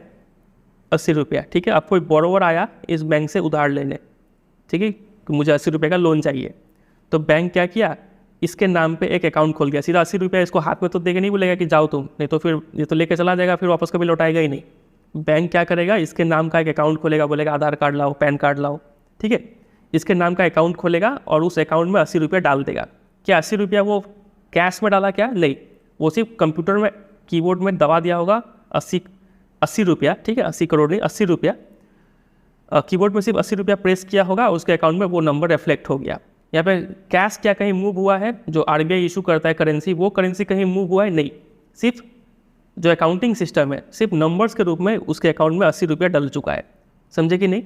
तो अभी अगर हम बात करें तो पूरा बैंकिंग सिस्टम में पहले 100 रुपया डिपॉजिट हुआ था, अब एक और अकाउंट खुला, उस अकाउंट, ये बोरोवर का अकाउंट, ठीक है, उस अकाउंट में भी 80 रुपया डिपॉजिट हो गया। अब टोटल कितना रुपया हो गया इकोनॉमी में? 180 रुपया हो गया। तो 100 रुपये का 180 रुपया हो गया। तो ये क्या हो गया, यहाँ पे मनी क्रिएशन हो गया, क्रेडिट क्रिएशन हो गया। और इसको क्रिएट किसने किया है? कमर्शियल बैंक ने क्रिएट किया है। ये प्रोसेस समझ रहे हैं कि नहीं? यहाँ पे कोई फिजिकली पैसा नहीं छापा जा रहा है, यहाँ पे बस अकाउंटिंग सिस्टम में पैसा कीबोर्ड में प्रेस करके मतलब कंप्यूटर में पैसा क्रिएट हो रहा है, समझ रहे हैं कि नहीं। अब ये बोरोवर चाहे तो वो 80 रुपया निकाल के खर्चा करेगा। अब कैसे निकाल के खर्चा करेगा? तो हम यहाँ पे पहले ही एज्यूम कर लिए थे ऊपर में कि कोई भी कैश में ट्रांजेक्शन नहीं हो रहा है। इसको अगर खर्चा करना भी है, मान लीजिए 40 रुपये का इसको कुछ सामान खरीदना है, घर खरीदना है, तो उस घर खरीदने के लिए भी ये जो पैसा है वो बैंक के थ्रू ही पे करेगा। बैंक के थ्रू ये घर मालिक को पैसा पे किया, ये घर मालिक भी वो पैसा अल्टीमेटली बैंक में ही जमा करेगा। कैश का ट्रांजैक्शन हो ही नहीं रहा है कि हमने ये चीज़ को यहाँ पे एज्यूम कर लिया है कि सभी ट्रांजैक्शन बैंकिंग चैनल के थ्रू हो रहे हैं। समझ रहे हैं कि नहीं? चलिए, तो उम्मीद करते हैं यहाँ तक आपको समझ में आ गया होगा कि since all transactions are routed through bank, सभी ट्रांजेक्शन बैंक के थ्रू हो रहे हैं, तो मनी जो भी खर्चा हो रहा है वो वापस बैंक में ही आ रहा है। ले देखिए 80 रुपया क्रिएट हुआ, ठीक है कि नहीं? अब देखिए इस पैरा को हम समझा चुके हैं, इस पैरा पे आ जाइए। देखिए पहले 100 रुपया आया, बैंक ने 20% RBI के साथ कुछ अपने साथ रख के बचा हुआ 80% जो था 80 रुपया वो लोन में दे दिया। लोन में दिया मतलब अकाउंट खोल के उसमें जमा कर दिया, ठीक है? मतलब ये 80 रुपया वापस बैंकिंग चैनल में ही आ गया। अब इस 80 रुपया में से 80 रुपया जो बैंक के पास आया है ना, उस 80 रुपया में से भी 20% फिर से जो LRR था वो फिर यहाँ पे अपना रोल का प्ले करेगा। LR जो इस 80 रुपये का जो 20% है, जो कि होगा 16 रुपया, ठीक है? वो 16 रुपया बैंक को फिर से RBI के साथ और कुछ पोर्शन अपने साथ SLR, ठीक है, वो जमा करना पड़ेगा। और बच गया कितना? 64 रुपया। ये 64 रुपया फिर वो चाहे तो लोन में दे सकता है। इस 80 रुपये में से 16 रुपया बैंक को अपने पास रखना पड़ेगा और जो 64 रुपया है वो उसको चाहे तो लोन में दे सकता है, ठीक है? फिर से ये 64 रुपया अगर कोई लोन लेने आएगा तो क्या उसको कैश में देंगे? क्या नहीं, उसके नाम का एक अकाउंट खोल देगा और उसमें 64 रुपया नंबर एंटर कर देगा, ठीक है? अब वो 64 रुपये का जो भी चीज़ खरीदेगा वापस उसको बैंक में ही पे करना पड़ेगा। वो 64 रुपया बैंकिंग सिस्टम में आ चुका है। समझ रहे हैं कि नहीं? देखिए when banks receive a new deposit of 80, जब बैंक के पास 80 रुपया आ गया तो इस 80 रुपये का 20% कैश रिजर्व के रूप में रख लेंगे और बचा हुआ जो 64 रुपया है उसको लोन दे देंगे। वो बोरोवर्स जो लोन लिए हैं 64 रुपया, वो बोरोवर्स अगर कोई पेमेंट करेंगे तो वापस ये बैंकिंग अकाउंट में ही आ जाएगा, उनके अकाउंट में ही रहेगा, ठीक है? तो बैंक डिपॉजिट जो है वो वापस अब कितना बढ़ गया? पहले था 80 रुपया, सॉरी पहले था 100 रुपया डिपॉजिट हुआ, 80 रुपया लोन दिए, ये लोन वापस बैंक में ही डिपॉजिट हुआ, टोटल हो गया 180 रुपया। अब इस 80 का फिर 64 रुपया फिर से लोन दे दिए, लोन दिए मतलब ये 64 रुपया फिर से बैंक में ही डिपॉजिट हो गया। तो 80 + 64 कितना हो गया? 100 + 80 + 64 हो गया 244। तो 100 था, ये करते करते 244 तक पहुंच गया। अब आपके मन में ये सवाल आ रहा होगा कि ये साइकिल कब तक चलेगा? ये साइकिल तब तक चलेगा कि जब तक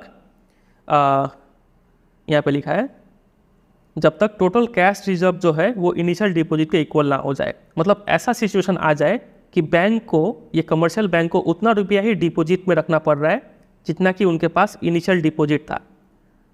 इनिशियल डिपॉजिट कितना था? 100 रुपया। अब मान लीजिए इस बैंक को 100 रुपया ही रिजर्व के रूप में रखना पड़ जाए, तब बैंक के पास एक भी रुपया नहीं बचेगा लोन देने के लिए, ठीक है? तभी जाके ये प्रोसेस रुकेगा। समझ रहे कि नहीं? तो ये हो जाता है ऐसा। देखिए ये प्रोसेस फाइनली जो है वो 500 रुपये पर जाकर रुक जाता है। देखिए ये था राउंड, इनिशियल राउंड में क्या हुआ? 100 रुपया डिपॉजिट हुआ, कैश रिजर्व था 20% या फिर 0.2 जो भी बोल लीजिए, 20 रुपया रखे, उसने 80 रुपया क्या किया? लोन दे दिया, ठीक है? अब राउंड 1 में क्या हुआ? ये 80 रुपया वापस बैंकिंग चैनल में आ गया, 80 रुपया वापस बैंक में डिपॉजिट हुआ, ठीक है? अब इस 80 का 20% यानी 16 रुपया बैंक को अपने पास रखना पड़ेगा, 64 रुपया वो चाहे तो लोन दे सकता है। ये 64 रुपया वापस बैंक में ही डिपॉजिट हो गया। समझ रहे कि नहीं? अब इस 64 रुपये का 20% जो कि है इतना, उसको अपने पास रिजर्व के रूप में रखना पड़ा और इतना रुपया वो चाहे तो लोन दे सकता है। तो ये सब को ऐड करते करते कितना होना चाहिए? 100 होना चाहिए, ठीक है? तब हम पाएंगे कि ये इसको ऐड करेंगे तो 400 हो जाएगा और इसको ऐड करेंगे तो 500 हो जाएगा। अब आप सोच रहे होंगे ये चीज़ पता कैसे चले कि ये कब, कितना राउंड बाद ये 100 हो जा रहा है, टोटल कितना मनी क्रिएट होगा, ये चीज़ पता कैसे चलेगा? तो ये पता करने के लिए हम एक कॉन्सेप्ट यूज़ करेंगे जिसको बोलते हैं मनी मल्टीप्लायर। मनी मल्टीप्लायर हमें बताता है कि जो इनिशियल डिपॉजिट जो है वो कितना टाइम्स ग्रो करेगा। मनी मल्टीप्लायर का फॉर्मूला होता है 1/LRR।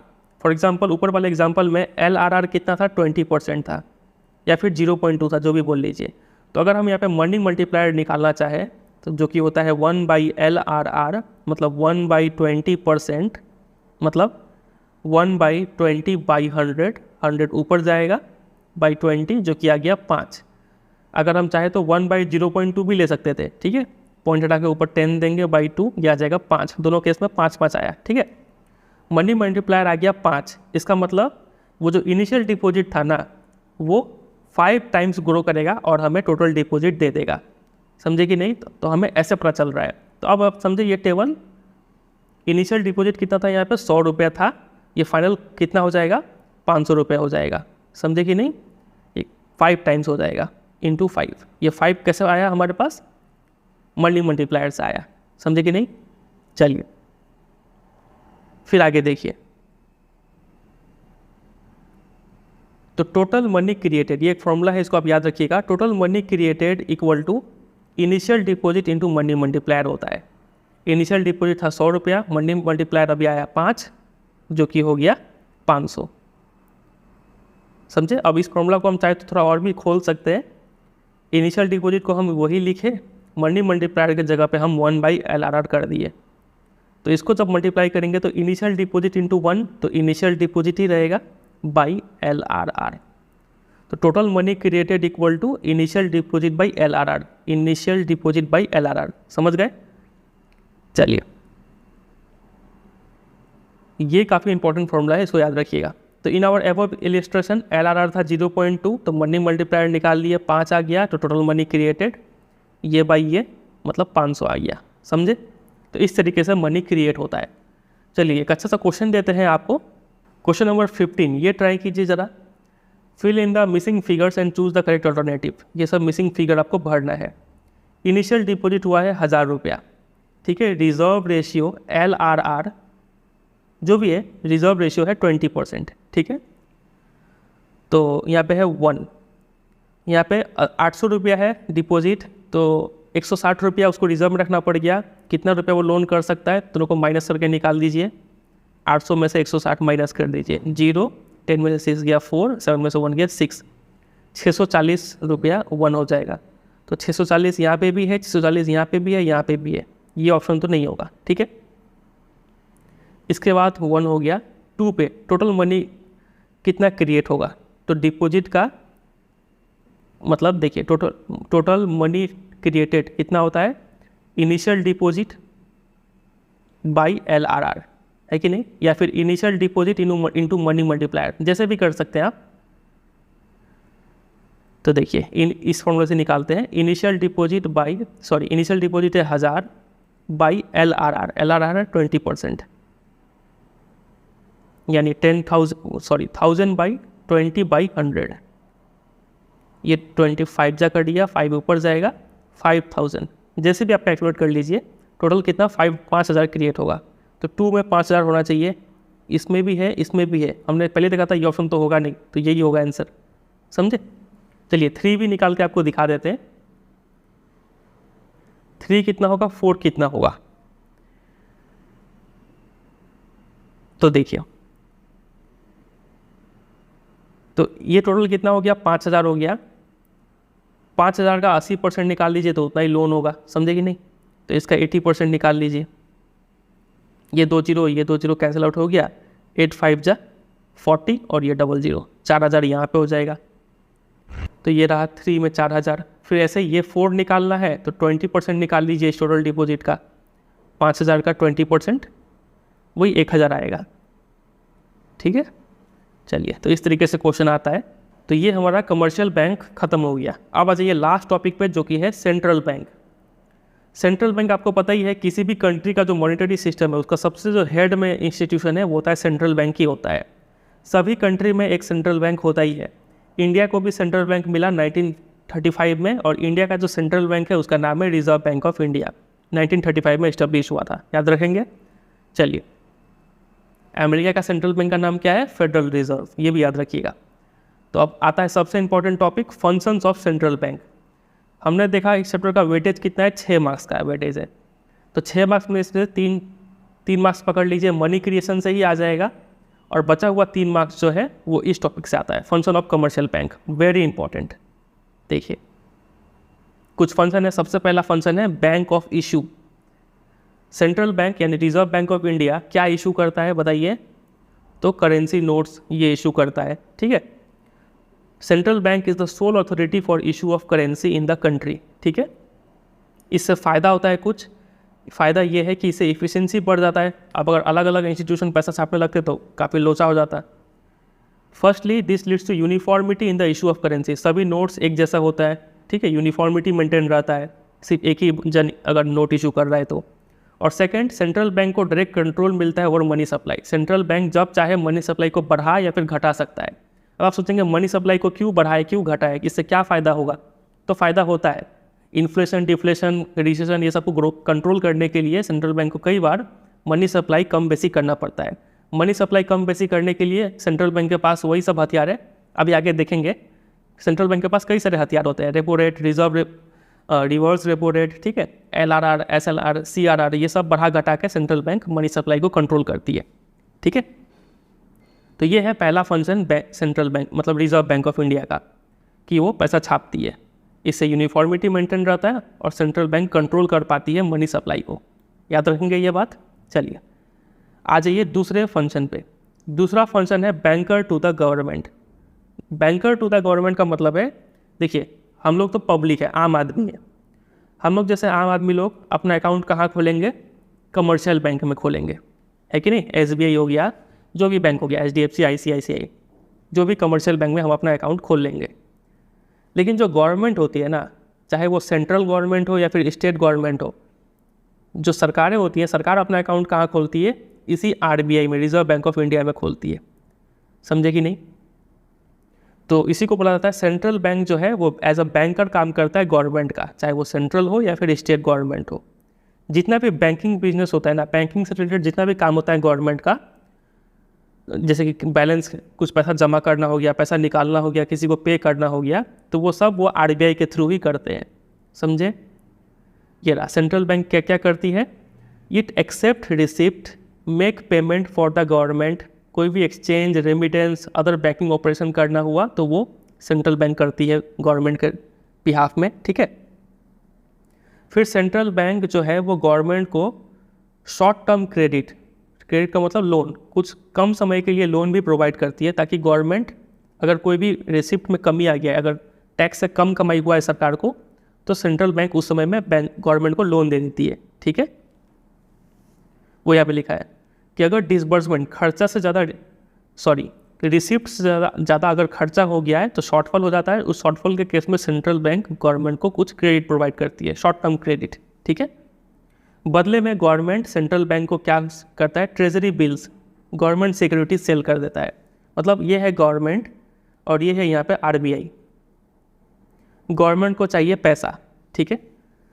अब ऐसा तो है नहीं कि गवर्नमेंट यहाँ से जाके लोन ले और बदले में इंटरेस्ट पे करे, ऐसा तो होगा नहीं, ठीक है। गवर्नमेंट क्या करती है? गवर्नमेंट बोलती है RBI को कि ये लो मेरा गवर्नमेंट सिक्योरिटी या फिर ट्रेजरी बिल, मतलब ये एक सर्टिफिकेट है जिसमें लिखा हुआ है कुछ कुछ बात, ठीक है।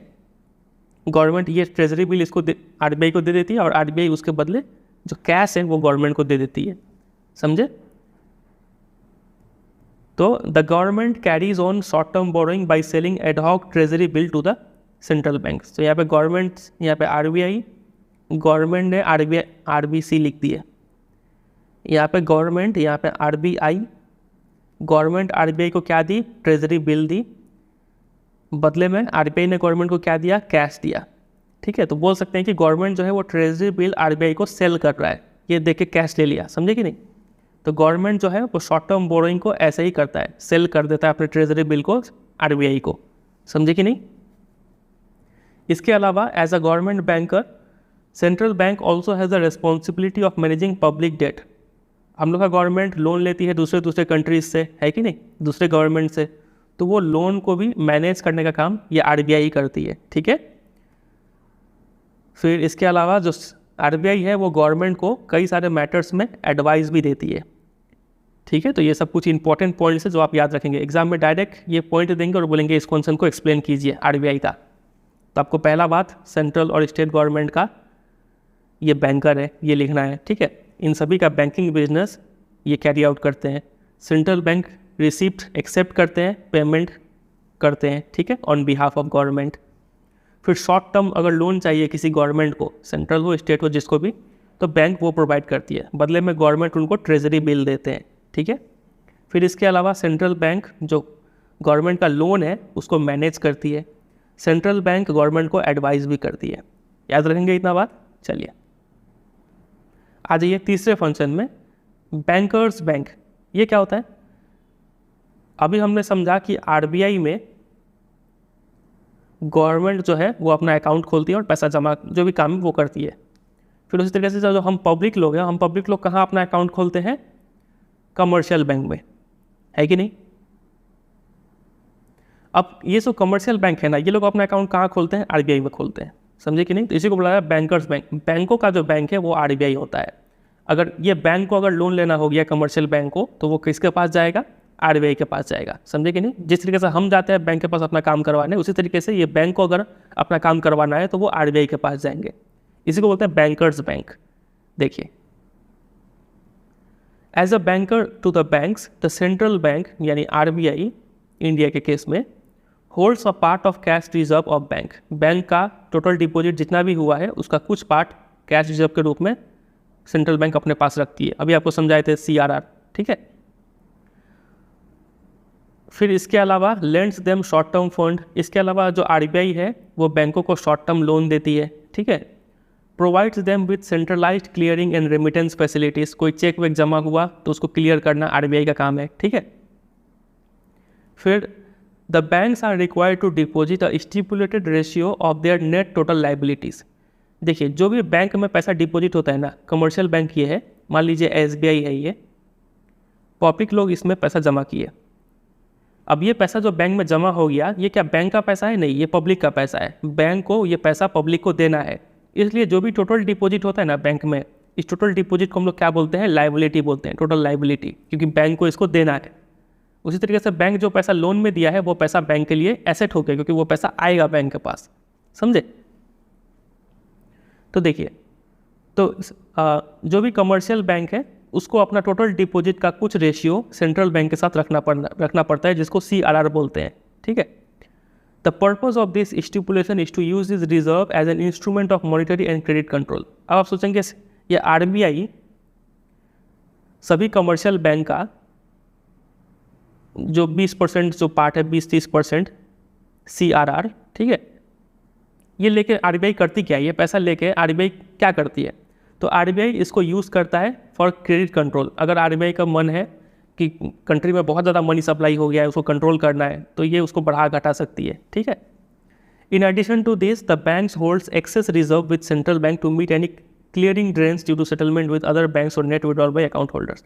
मान लीजिए कभी ऐसा सिचुएशन आ गया कि कोई कमर्शियल बैंक को बहुत ज़्यादा पैसा पे करना पड़ गया किसी एक अकाउंट होल्डर को, या फिर कोई दूसरे बैंक को पैसा पे करना पड़ गया, तो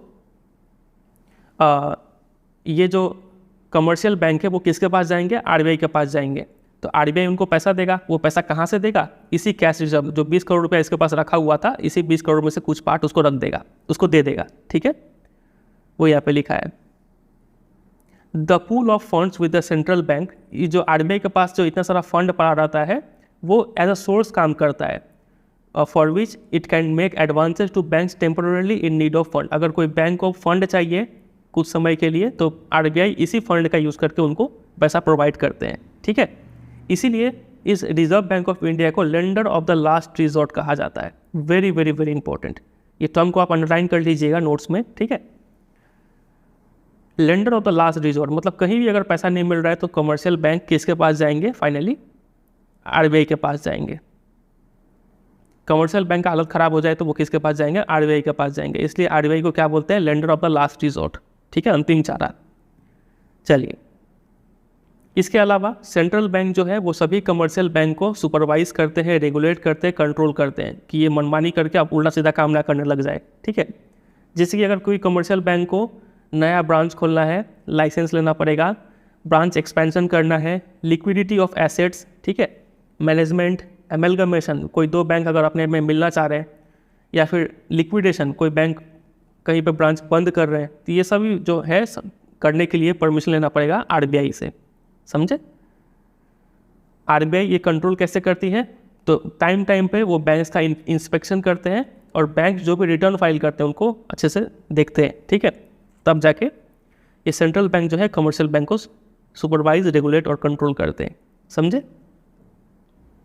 तो ये फंक्शन भी याद रखिएगा, तीसरा। चौथा फंक्शन है कंट्रोलर ऑफ क्रेडिट। कंट्री में कितना लोन है, कितना मनी सप्लाई है, ठीक है, वो चीज़ को कंट्रोल करता है आरबीआई। कैसे कंट्रोल करता है अभी देखेंगे, ठीक है। The central bank controls the money supply and credit, ठीक है, in the best interest of the economy. Economy देखिए, ये मान लीजिए हमारा कंट्री है इंडिया, ठीक है, इसमें लोगों के पास बहुत पैसा आ गया। लोगों के पास अगर बहुत पैसा है तो लोग ज़्यादा डिमांड करेंगे तो सामान का जो दाम है, प्राइस जो है वो बढ़ जाएगा, और दाम बढ़ने को हम लोग क्या बोलते हैं, इन्फ्लेशन बोलते हैं। महंगाई आ गया, ठीक है। तो बहुत ज़्यादा महंगाई आना भी ठीक नहीं माना जाता है। अगर मनी सप्लाई बहुत ज़्यादा हो जाए तो इन्फ्लेशन आएगा, जो कि अच्छा नहीं होता है। तो इसको कंट्रोल करने का काम किसका है, आरबीआई का ही है, ठीक है। तो आरबीआई क्या है, कंट्रोलर ऑफ क्रेडिट, वो कंट्रोल करता है। अब बैंक ये कैसे करता है, इस इन्फ्लेशन को कंट्रोल करने का तरीका क्या है, तो बैंक के पास, सेंट्रल बैंक के पास कई सारे इंस्ट्रूमेंट है, हथियार है।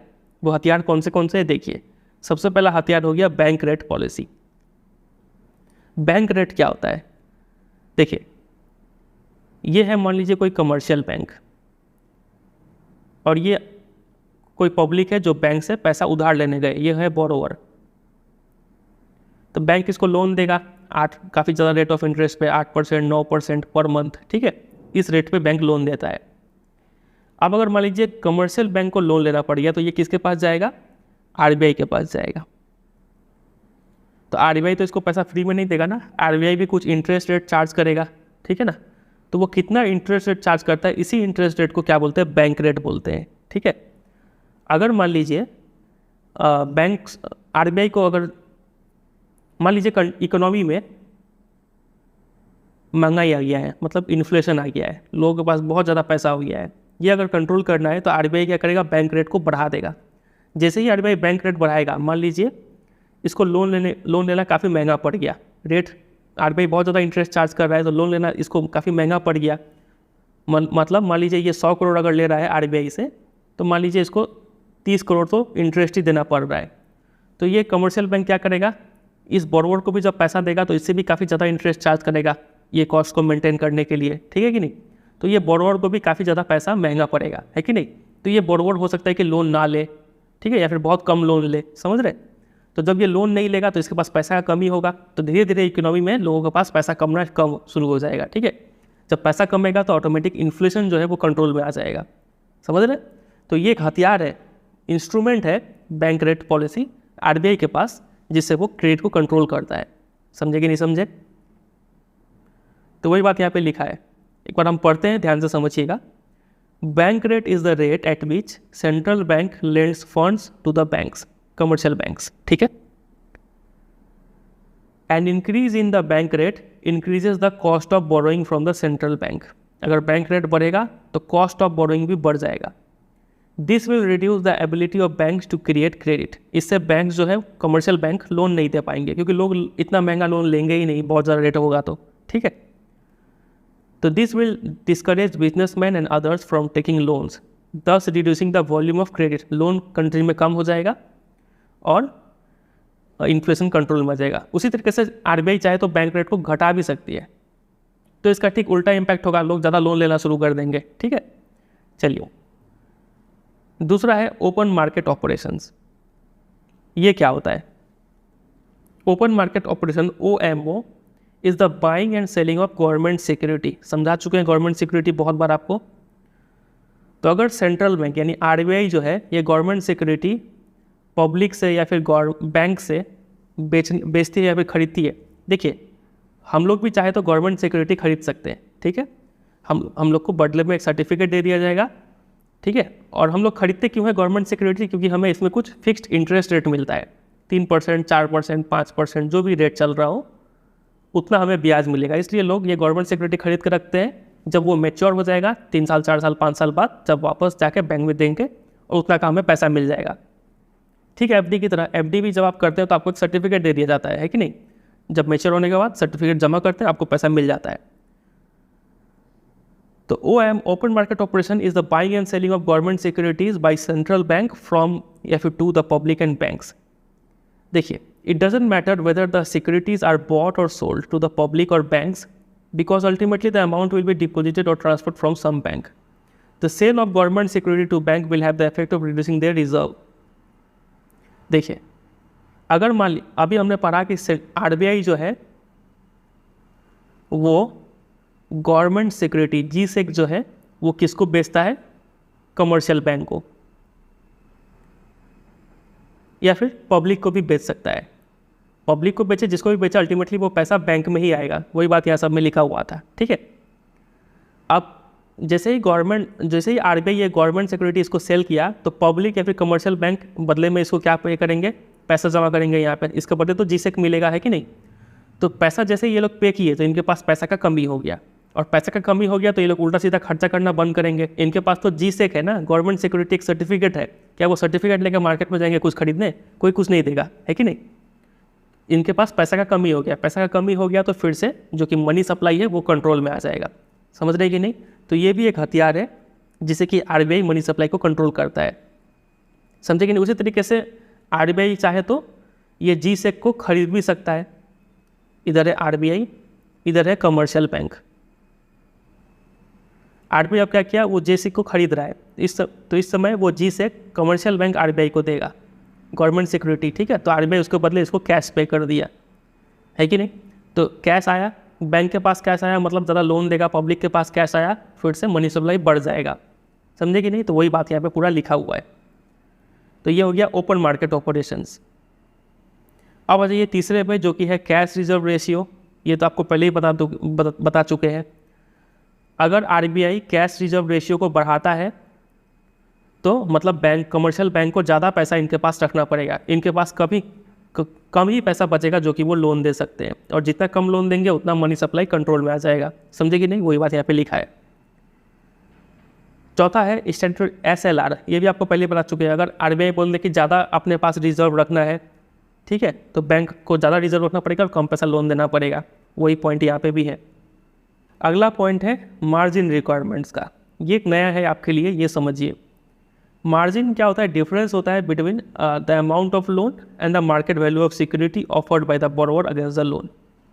ये मान लीजिए कोई है कमर्शियल बैंक और ये है आपको चाहिए लोन। आप गए बैंक के पास कि मुझे लोन दे दो। अब बैंक आपको ऐसे ही तो लोन नहीं देगा, आपको बदले में कुछ सिक्योरिटी जमा कर, कुछ गिरवी रखना पड़ेगा, है कि नहीं। तो आप क्या किए, अपना माँ का या फिर अपना वाइफ का गहना उठा के ले गए। आपको मान लीजिए 100 करोड़ का लोन चाहिए, और आप जो गहना लेके गए गोल्ड ज्वेलरी, उसका वैल्यू है मान लीजिए 150 करोड़, है कि नहीं। आप बैंक को जाकर बोलेंगे कि ये लीजिए मेरा 150 करोड़ का गहना रख लीजिए और बदले में मुझे 100 करोड़ लोन दे दीजिए। जब मैं आपको ये पैसा चुका दूंगा तो मैं अपना गहना वापस ले जाऊंगा, है कि नहीं। ऐसे तो काम करता है। तो ये जो डिफरेंस है ना लोन अमाउंट में, यानी अमाउंट ऑफ लोन और वैल्यू ऑफ सिक्योरिटी, इन दोनों का जो डिफरेंस है, जो कि है 50 करोड़ हमारे एग्जाम्पल में, इस 50 करोड़ को क्या बोलते हैं, मार्जिन बोलते हैं। तो आरबीआई इस मार्जिन रिक्वायरमेंट को बढ़ा के या फिर घटा के मनी सप्लाई को कंट्रोल करता है। देखिए, if the margin impose by the central bank is 40%। अगर मान लीजिए सेंट्रल बैंक यानी आरबीआई बोल दिया कि मुझे 40% मार्जिन चाहिए, ठीक है, मतलब अब कमर्शियल बैंक के पास सिर्फ इतना ही चारा बचेगा कि वो जो भी सिक्योरिटी कोई बोरोवर जमा कर रहा है, उस सिक्योरिटी का 60% हिस्सा ही वो लोन में दे पाएगा, है कि नहीं। तो by altering the margin requirement the central bank can alter the amount of loans made against security by the bank. समझ गए। अगला इंस्ट्रूमेंट है रेपो रेट, ठीक है।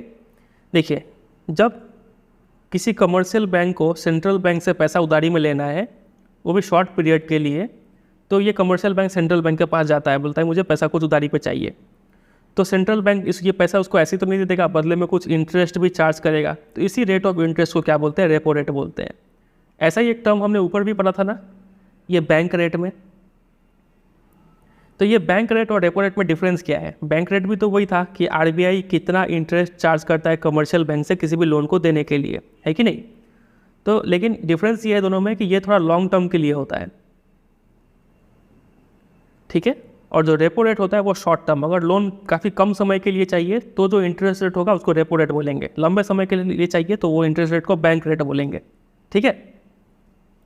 तो अगर बैंक उसी तरीके से फिर से अगर बैंक रेपो रेट बढ़ा देता है, आरबीआई अगर रेपो रेट बढ़ा देती है, मतलब ज़्यादा इंटरेस्ट चार्ज करती है, तो ये कमर्शियल बैंक को भी अपना लोन का रेट बढ़ाना पड़ेगा, जिससे कि जो लोन का डिमांड है उस पर काफ़ी नेगेटिव इफेक्ट पड़ेगा।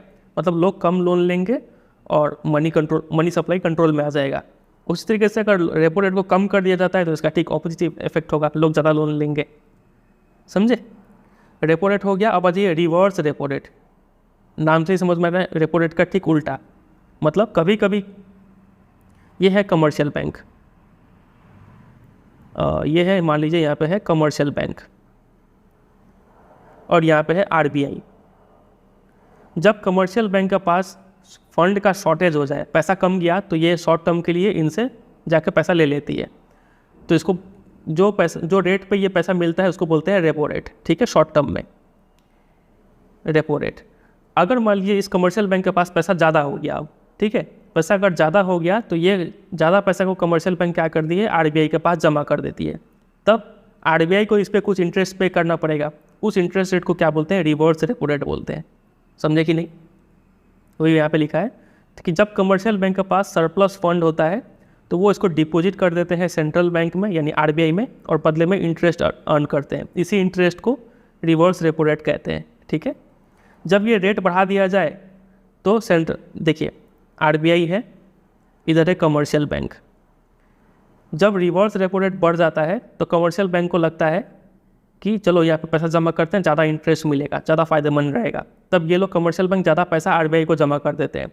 आरबीआई के पास पैसा आया मतलब पूरा कंट्री में से पैसा गायब हुआ और पूरा कंट्री में मनी सप्लाई कंट्रोल में आ गया। समझे कि नहीं? वही बात यहाँ पे लिखा है पूरा। चलिए, तो अभी तक हमने 7 इंस्ट्रूमेंट देखा जो आरबीआई के पास अवेलेबल है, जिससे कि वो क्रेडिट को कंट्रोल करता है। समझे कि नहीं? तो ये 7 को काफ़ी अच्छे तरीके से तैयार कीजिएगा, बहुत इंपॉर्टेंट है ये। अब आ जाते हैं लास्ट टॉपिक पे। लास्ट टॉपिक है डीमोनेटाइजेशन। इसके बारे में आपको लगभग पता ही होगा, तो बेसिक बात यहाँ पे लिखा हुआ है। डीमोनेटाइजेशन गवर्नमेंट ने नवंबर 2016 में अनाउंस किया था। ठीक है, ये मोटिव के साथ कि करप्शन को कंट्रोल करेंगे, ब्लैक मनी कंट्रोल करेंगे, टेररिज्म, जो भी टेररिस्ट लोग हैं उनके पास जो करेंसी पहुँच गया है वो करेंसी जब डीमोनेटाइज हो जाएगा तो वो करेंसी का वैल्यू नहीं रहेगा, तो ये कंट्रोल में आएगा। सर्कुलेशन ऑफ फेक करेंसी, ये सब कंट्रोल में आएगा। ठीक है, इस मोटिव के साथ डीमोनेटाइजेशन को लॉन्च किया गया था। बच्चे को पता है 500,000 का नोट को हटा दिया गया था, अब वो लीगल टेंडर नहीं थे और नए करेंसी 500 और 2000 के लॉन्च किए गए थे। अब तो इसको भी हटाया जा रहा है। ठीक है, मार्केट से। तो इसका कुछ पॉजिटिव और नेगेटिव इम्पैक्ट दोनों पड़ा है। नेगेटिव इम्पैक्ट ये पड़ा कि बैंक्स और एटीएम्स के बाहर काफ़ी लंबे लाइनें देखने को मिली, पब्लिक को काफ़ी हैरेसमेंट, मतलब काफ़ी दिक्कत का सामना करना पड़ा। और दूसरा, इकोनॉमी में करेंसी का शॉर्टेज हो गया, इससे इकोनॉमिक एक्टिविटी पे काफ़ी एडवर्स इम्पैक्ट पड़ा। लोग जल्दी से कोई चीज़ खरीद बेच नहीं कर पा रहे थे, इकोनॉमिक एक्टिविटी काफ़ी हैम्पर हुआ। तो ये 2 नेगेटिव इम्पैक्ट आप याद रखिएगा। कुछ पॉजिटिव इम्पैक्ट भी पड़ा। पॉजिटिव इम्पैक्ट मेनली टैक्स के रूप में पड़ा है कि वो लोग जो पैसा अभी तक कैश में रखे हुए थे घर में, गवर्नमेंट को पता नहीं चल रहा था, लेकिन जैसे ही डीमोनेटाइज हुआ वो पैसा बैंक में जमा करने गए तो बैंक वाले उनसे सवाल पूछेंगे इतना पैसा आपके पास आया कहाँ से, तो उनको अपना अर्निंग डिस्क्लोज करना पड़ा, है कि नहीं? उन पर उसको टैक्स देना पड़ा, तो इससे टैक्स कंप्लायंस इंप्रूव हुआ। ठीक है, फिर ऐसे लोग जो कई सारे अपने पैसे को सेविंग्स के रूप में घर में रख रहे थे बक्से में बंद करके, वो लोग को वो पैसा निकाल कर बैंक में जमा करना पड़ा। ठीक है, क्योंकि बैंक में जमा करेंगे तो तब सबका फ़ायदा है, बैंक भी वो पैसा को यूज़ करके कंट्री को ग्रो करवाएगा, उनको भी कुछ इंटरेस्ट मिलेगा। ठीक है, तो सेविंग्स जो है वो फॉर्मल फाइनेंशियल सिस्टम में आया। तीसरा है कि ये डीमोनेटाइजेशन ये डेमोन्स्ट्रेट करता है कि स्टेट, हमारी जो गवर्नमेंट है, वो कितना स्ट्रांगली इस बात पे बिलीव करती है कि उनको जल्दी से जल्दी ब्लैक मनी को ख़त्म करना है, टैक्स इवेशन ख़त्म करना है। ये सब चीज़ अब टॉलरेट नहीं किया जाएगा। ये गवर्नमेंट का ये डिसीजन, ये मोटिव को दर्शाता है। ठीक है, चौथा है कि जो भी हाउस होल्ड और फर्म्स थे वो लोग अब काफ़ी ज़्यादा इलेक्ट्रॉनिक पेमेंट सिस्टम को यूज़ करने लगे हैं कैश के बजाय। कहीं भी आप देखेंगे UPI payment, online money transfer, ये सब अब काफ़ी चलन में आ चुका है। ये सब हो पाया बिकॉज ऑफ डीमोनेटाइजेशन। ठीक है, चलिए, तो ये कुछ पॉजिटिव और नेगेटिव इम्पैक्ट इतना तैयार रखिएगा, इसके बाद तो कोई क्वेश्चन नहीं आएगा।